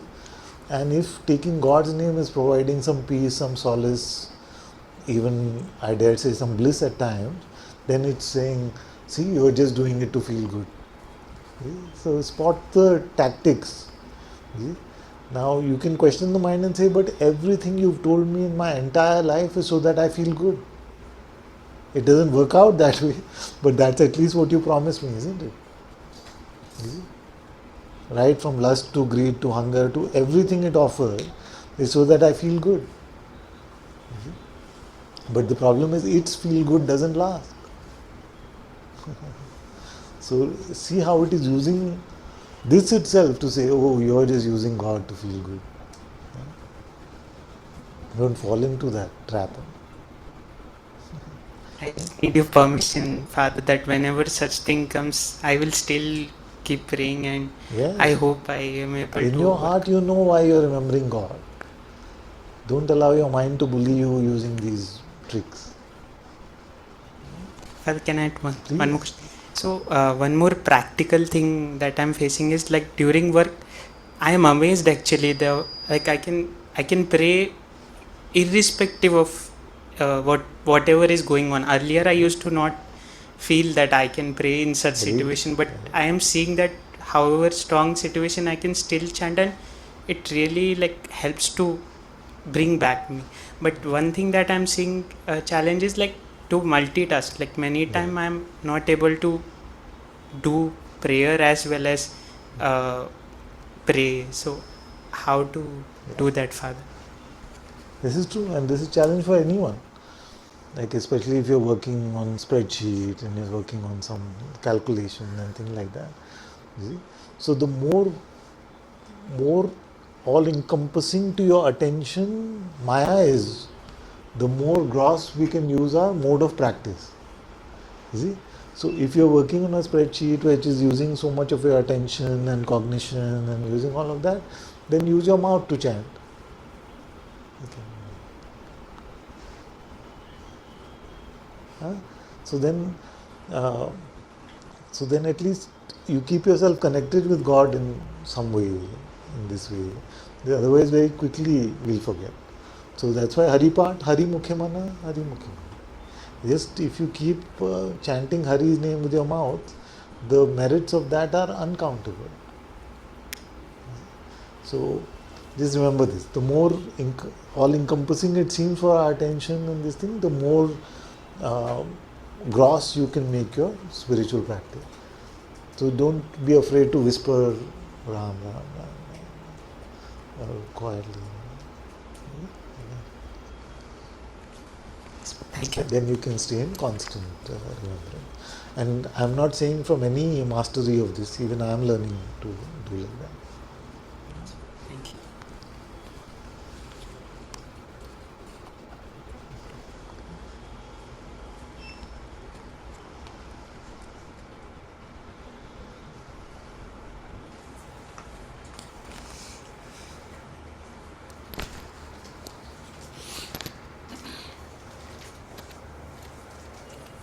See, that is why Gyaneshwar ji is able to tell us that whole day you have focused your energy on worldly things, prapancha, all of this stuff. Why don't you worship? He has asked that very clearly in one line. Why are you not worshipping? Because he's given us a simple way of worshipping, which is just keep taking God's name with your mouth. Nothing can get in the way of that. And the beauty of the Hari-Part, while the mic comes to Naren, is that it is both instructions of how to pray and prayer itself, which is like satsang, hearing the instructions of how to use the tools and using the tools at the same time, which is a rare thing, which is what makes it so beautiful. So when it is said Hari Mukhe Manna, we are taking Hari's name in that process as well, while reminding ourselves that it's so important to take God's name. So I'm very happy to hear that you're doing the Hari part, because that itself is like focus prayer. It is instructions for practice, the whole path defined, Dvaita, Advaita, Sagun, Nirgun, everything is there. And while learning about everything, we are also doing it. We are also taking the medicine. It's a very high path, the Hari part. It's a very high path. It's very elusive in nature. It's very elusive. It may come across initially very simplistic, but the depth of what Sage Gyaneshwar ji has said is very deep.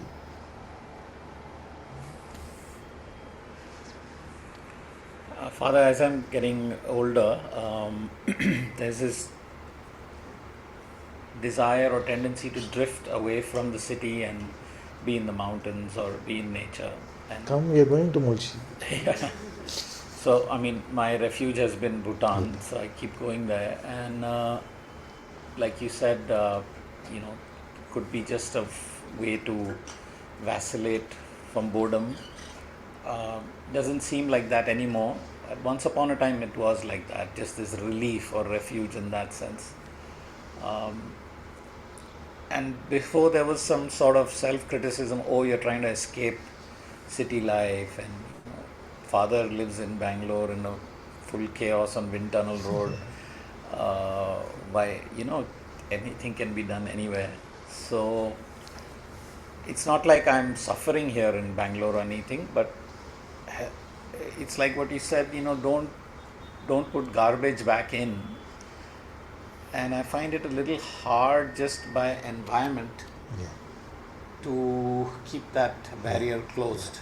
It tends to break, and so it's just like, I don't know, you can call it self-love or self-escape, I don't know what it is, but it's just so much easier there, because walk, watch a sunset, just keep staring at the clouds for hours, or go sit in a monastery, or go sit in there's nothing else to do there. And so at my age, anyway, based on our tradition and culture, it's like Vanaprastha is anyway like a recommended thing. But I thought I'd just share that with you, given that you said, one could be trying to escape also. So yeah, just comment on that. It's true. I mean, there's no straight line answer to that. It's true. Sometimes there are sages like Nisargadatta Maharaj in the dirtiest, most difficult, most crowded, most noisy part of Mumbai. And then there are sages who in secluded caves, Vashisht Gufa and all of that. So they are all varieties. We just have to be true to our heart. Now this kind of dilemma which only he has provided and only he will solve is here also, where I'm finding so much joy in the walking temple thing.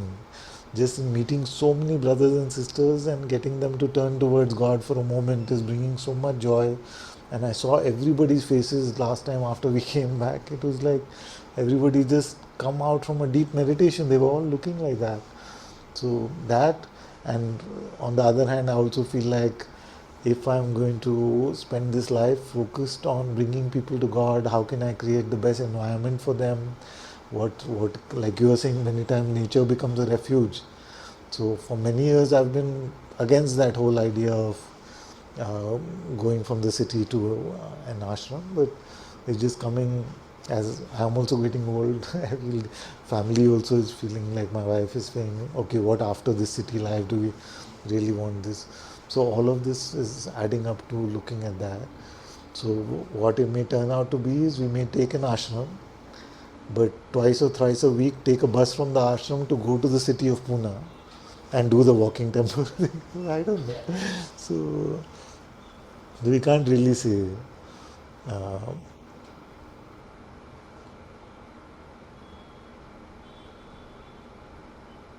what I really want is to be pleasing to God in and as much of my life as possible. And I feel like that turning to God in my brothers and sisters for even one moment seems to bring a lot of pleasing to God here. So that seems to be very attractive at the moment. But I'm not close to the idea of having a center where we can all just immerse in God so deeply without worrying about worldly distraction.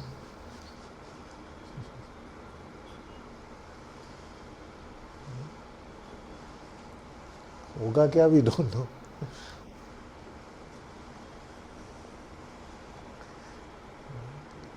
Anyway, the ashram thing is some time away.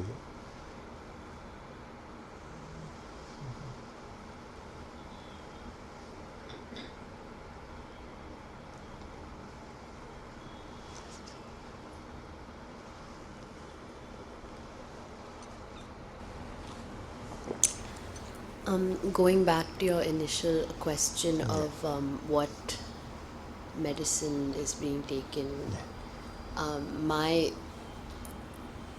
way of connecting is through like self-inquiry and all, mostly has been. But recently Dad took us to Bellur Mutt in... Just a little closer, man. Recently Dad took us to... Is it said like that? Bellur Mutt. Bellur. And we sat like in an aarti and I thought that it was really amazing. So I've been trying... What khanda, no? Yeah. That's beautiful. Khanda.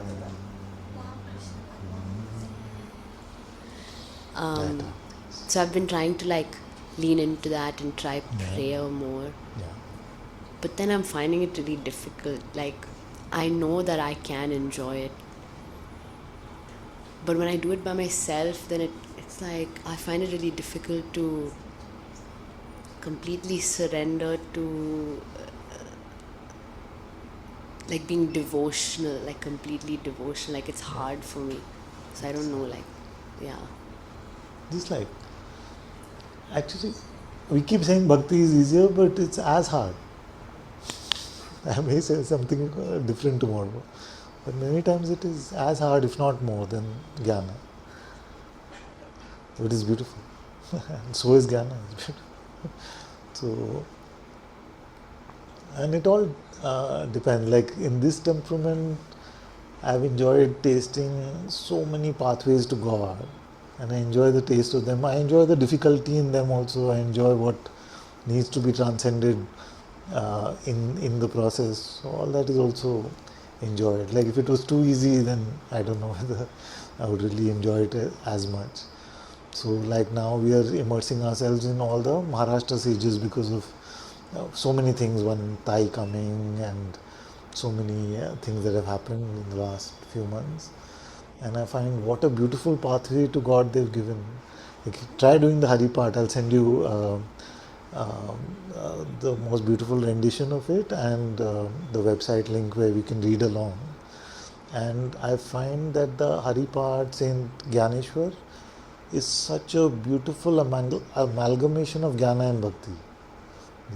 So he doesn't let you settle. He doesn't let the mind settle that I am like this, no, I am only like that.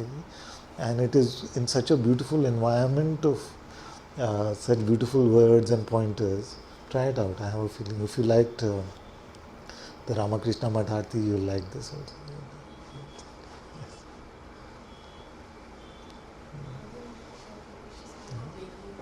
Yeah. Yeah. Yes, ma'am. So my husband, his teacher, he studied in Ramakrishna Mission. So his teacher is a monk. Now he's retired, like not retired, but he lives in Belur Math. So this time again he visited and he was talking a lot on spiritualism and spirituality. And so I just remember because the ashram and the whole thing. And so first he spoke of Nam Japa and how that's important, but he was also saying that there's so many of us who are sannyasis who have just left everything and come. But it's not different from living in the world. He said we have become so, it's become like this is our conditioning, and it's not different. So he said he was saying that what's the point, in that way, like maybe it's worse. Like I was telling, maybe it's worse because spiritual pride is the worst pride. So people are falling, all the monks, people fall at your feet. There's so much gradation there of when I've been there, like the president and this and that. There's so much that in that hierarchy. I just remembered that he said this every time he. So Ram Baba, you remember? Tiruvannamalai. So Ram Baba came to Thiru retreat, and Ram Baba is a sadhu. So he said, Ananta, there is no problem. When I'm sitting with you in satsang, everything is fine. But when I go back and go to the other monks, somebody is taken my food and somebody is taken my pillow, and we're always fighting about belongings and things like that. You see? And I said, that's what everybody, householder also tells me, everything is fine when I'm in satsang. But when I go back to the house and all of this comes. You see? So the outer escape in the world is not the most efficient thing.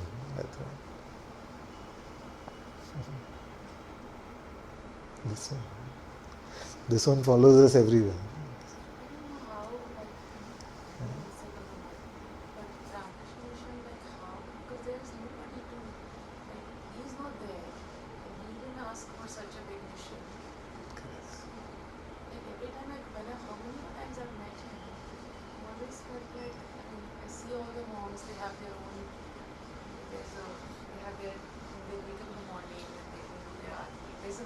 System.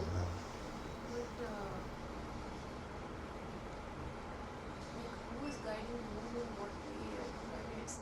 Maybe it's just become like a thing for them to do all this. I don't know where they really.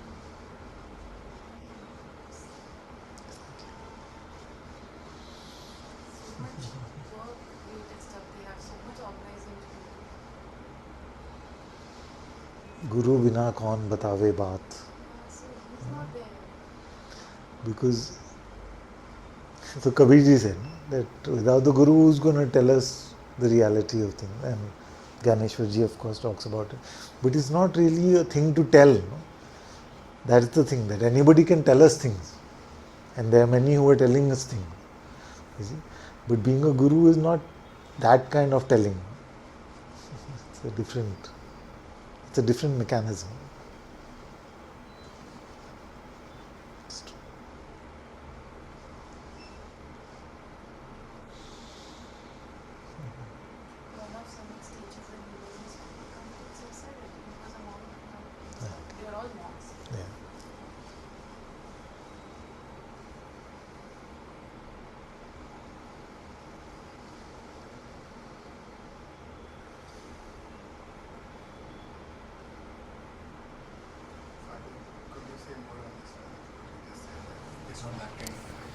Yeah, because everybody says that the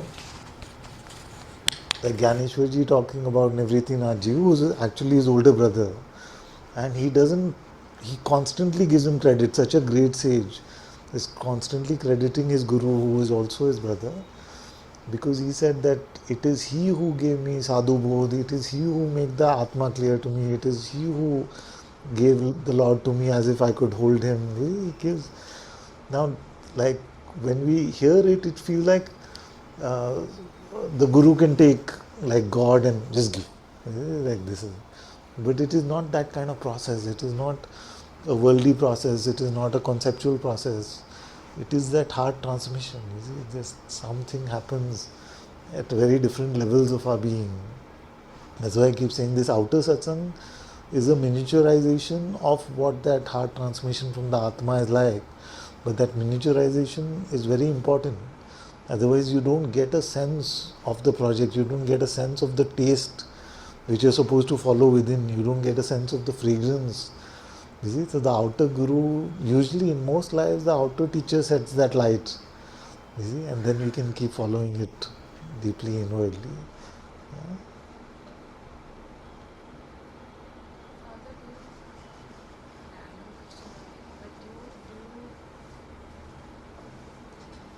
Do you know of any Guru Shishya Parampara where it has actually been genuinely passed on? Like the Guru was genuine, like, and then the Shishyas became genuine, and no, otherwise, like it just One gets generation, lost. yes. One generation, yes, like Bhaiji and Radha Baba. Radha Baba They were was together, Father. together, but In a after way, a he little was bit. there for how many years after Bhaiji? Bhaiji left in 70s and Baba was there till 92. So They are very elevated beings. yeah. So that, Not their comparison. Like, I mean, not Radha Baba as a disciple. He was already like too elevated.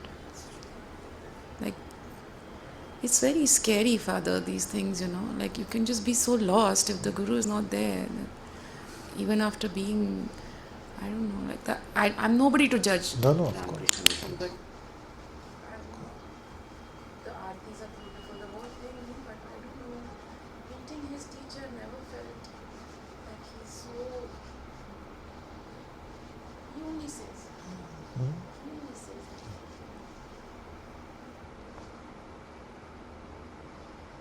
We get lost in worship. We hear about these things, we hear about the Nath Sampradaya. We have the Gorakhnath, there's a full tradition, no? Then Nivritinath ji's Guruji was from the Nath Sampradaya, like 5th or 6th level. Gahininath ji. Then also Swami Siddha Rameshwar ji is supposed to be somewhere from the Nath Sampradaya, and he had Nisargadatta Maharaj. Yeah, I know, yeah. I don't know, like I'm nobody to judge, but yeah.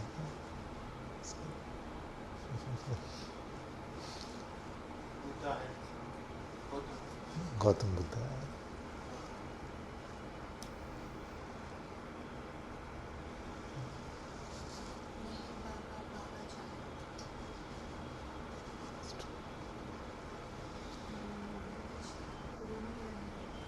No, I feel like her question is after the Guru's passing.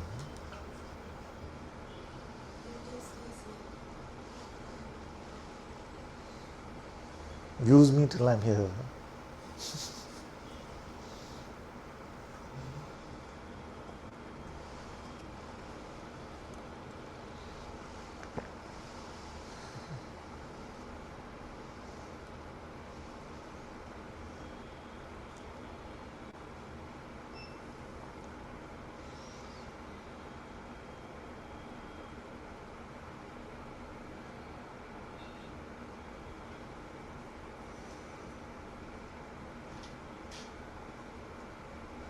You should hear this abhang called Raja Pandaricha.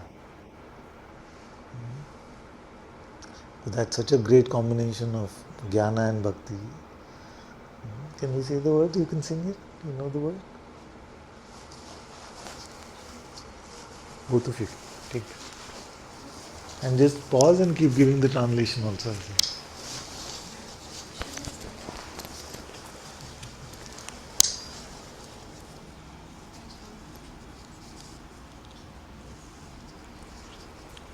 Kannada राजा पंढरीचा कानडा राजा पंढरीचा वेदा नाही नाही कळला वेदा नाही, नाही कळला अंतपार याचा, कानडा राजा पंढरीचा. So translate. So he says Kannada Raja Pandaricha. So Kannada father was saying there are two meanings.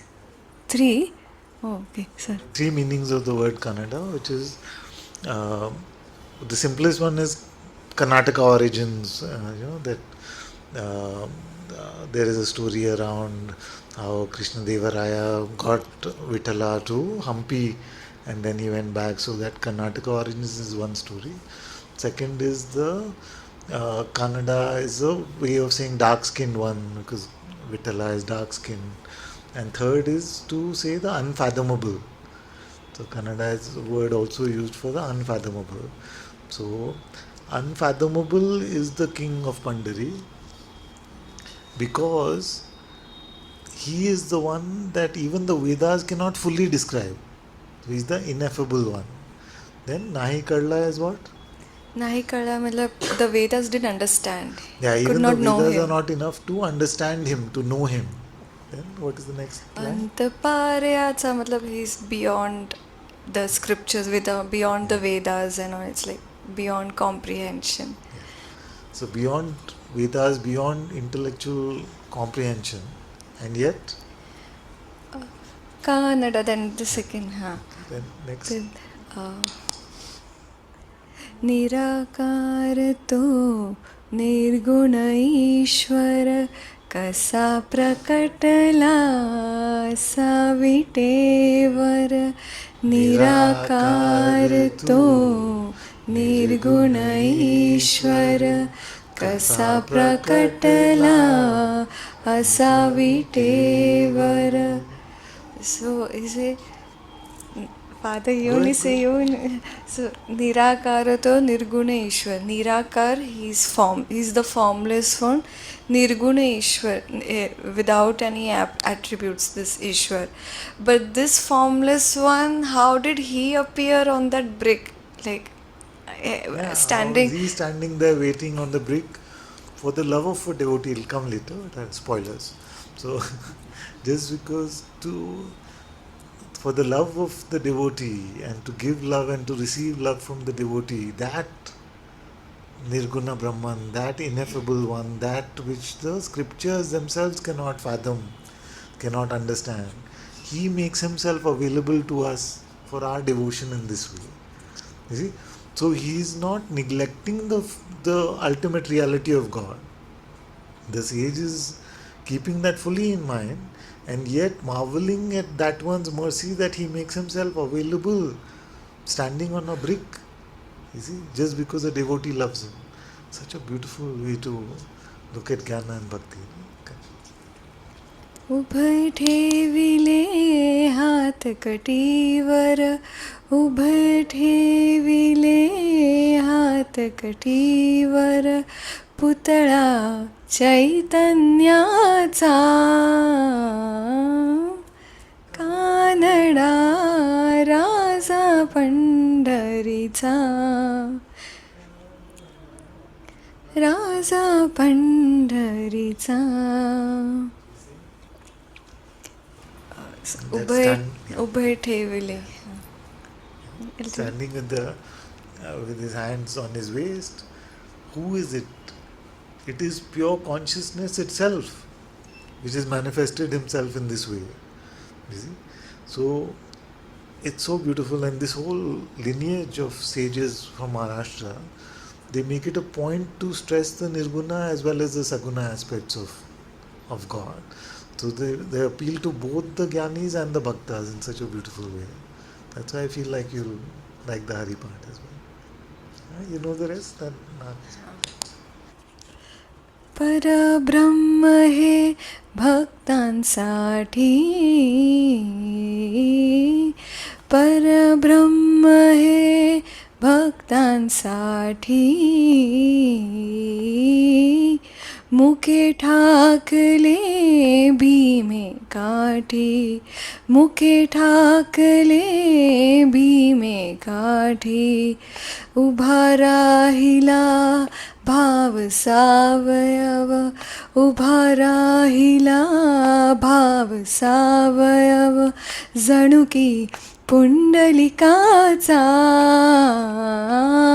Kannada Raja Pandharicha, Kannada Raja Pandharicha.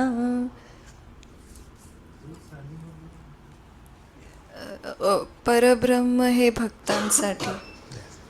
So he who is Parabrahman itself, Nirguna, Saguna, beyond boundaries, yeah, Brahman itself, then he has come and made himself available, waiting patiently for devotees at the banks of the river Bhima. So touching these words. It doesn't allow us to slot ourselves into these tiny boxes that I only consider him like this and I only consider him like that. We can only meet him like this, we can only meet him like that. Breaks all of this construct while not denying his beyond reality and still making him so approachable and lovable.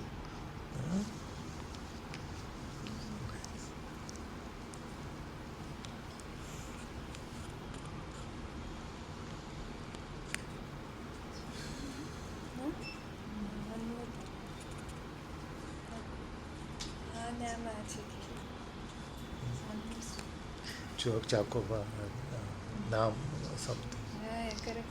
Sing. I won't translate. हान्याम्याची खीर चाखतो, चोखोबांची गुरे राखतो. हान्याम्याची खीर चाखतो, चोखोबांची गुरे राखतो. पुरंदराचा हा परमात्मा, पुरंदराचा हा परमात्मा, वाली दामाजीचा कानडा राजा पंढरीचा, कानडा राजा पंढरीचा, कानडा राजा पंढरीचा.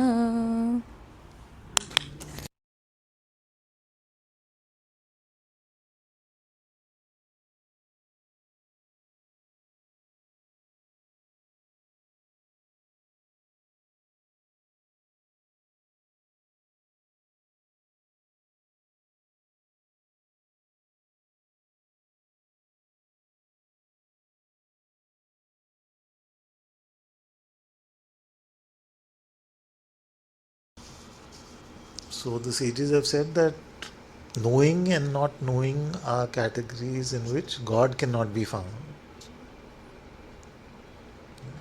Gyaneshwarji said, knowing and not knowing either are not categories in which God can be found.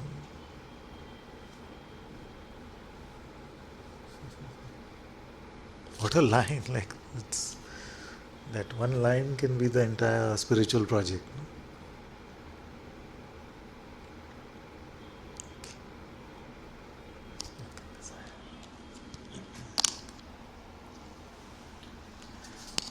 Let's go to Ravi for a minute.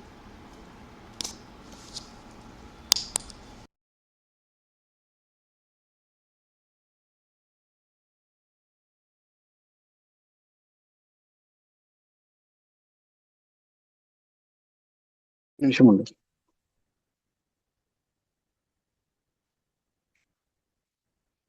I can hear you.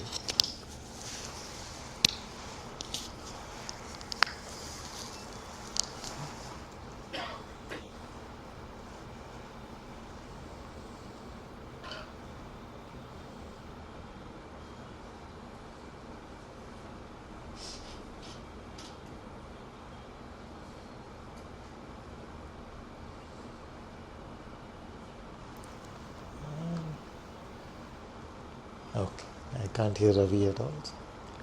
Father, sorry, Father. Am I No, audible no, now? Am I not audible, Father? very low. Give me the mic, please. Once.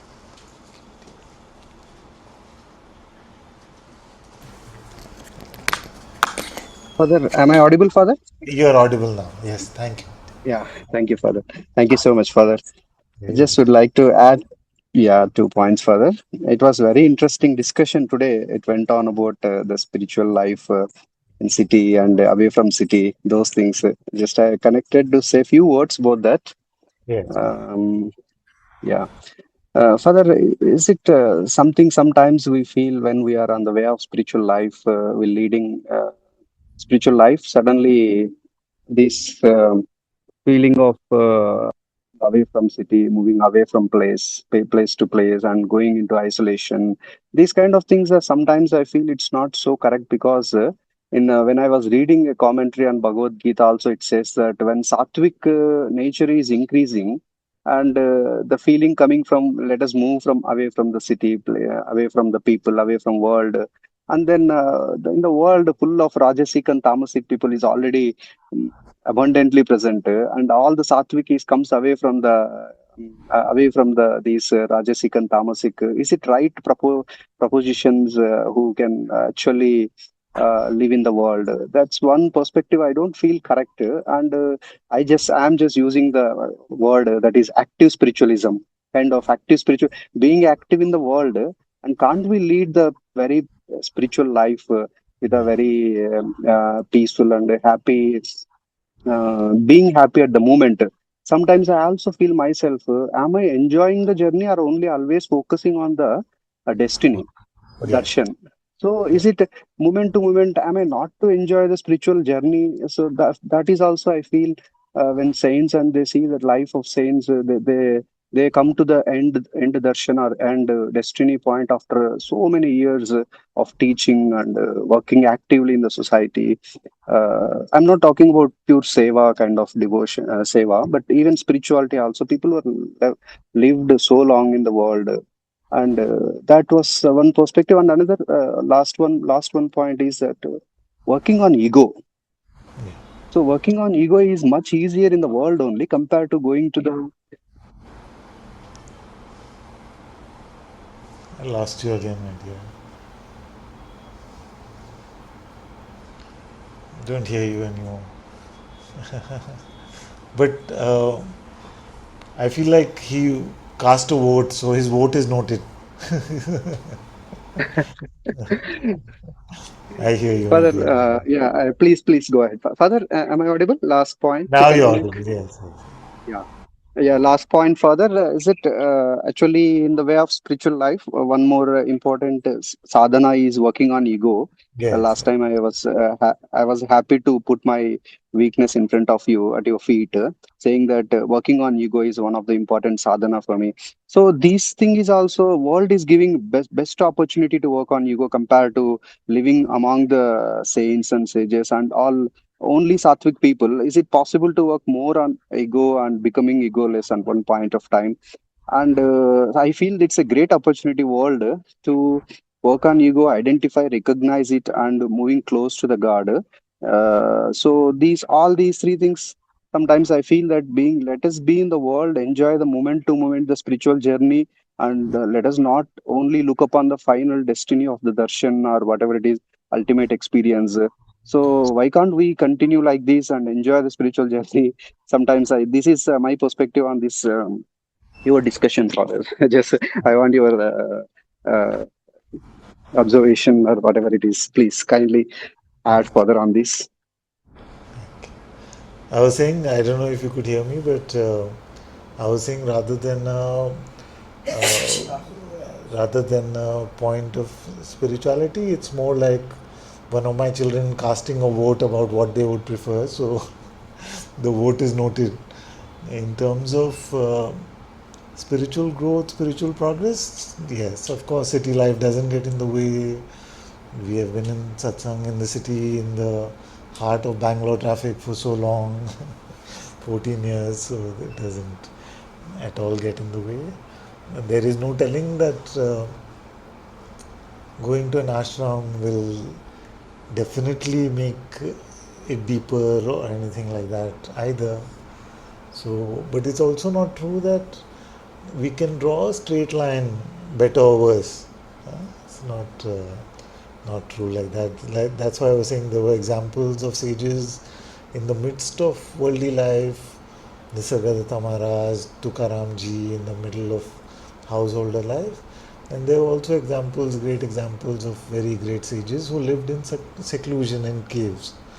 So, so the only solution to these things is to follow God's will moment to moment from the heart, follow the direction that He's asking us to take, asking me to take, and I promise all of you that I will try my best. Of course, I'm often deluded by Maya, but the attempt here, the intention here is always to follow what He is guiding me to in the heart, and it is my faith that if we just keep following that moment to moment, He's taking care of everything. He's taking care of everything.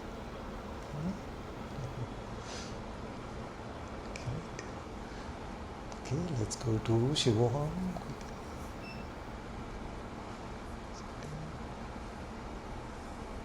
Hello, Father. Hello, my dear. Hello.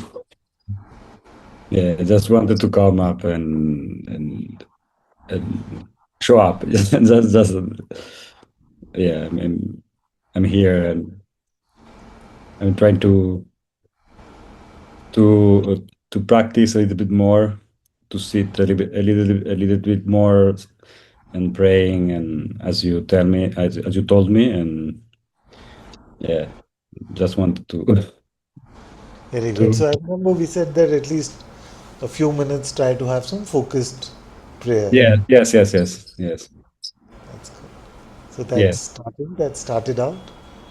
Yes, that started in the last. Yeah, I've been trying to do it every day, Very good. Very good. not randomly or so. Not for very long time. I need to be honest, but I'm yeah, but then try. Yeah, yes, yeah. I had some doubts or some stuff that because I noticed that at the beginning the first few days was very easy somehow, and I wanted to pray more and more and stay, and it was like some joy, and then a few days later was a bit more again more yeah, the mind came giving some distraction, and it was less effective, the prayer, let's say, no? And so, but I keep it. I'll keep. Very good. I'll keep doing it. Very good. Bless you. Bless you. And we meet again Thank you, on Father. Friday. We meet on Friday now. Yeah. Wednesday. Every Wednesday we'll do the walking. So Okay. second will be Wednesday, Monday, and Friday. Zainab can come again soon. Because I'm seeing her expressions. Sweet. Thank you, Father. Thank you, my dear.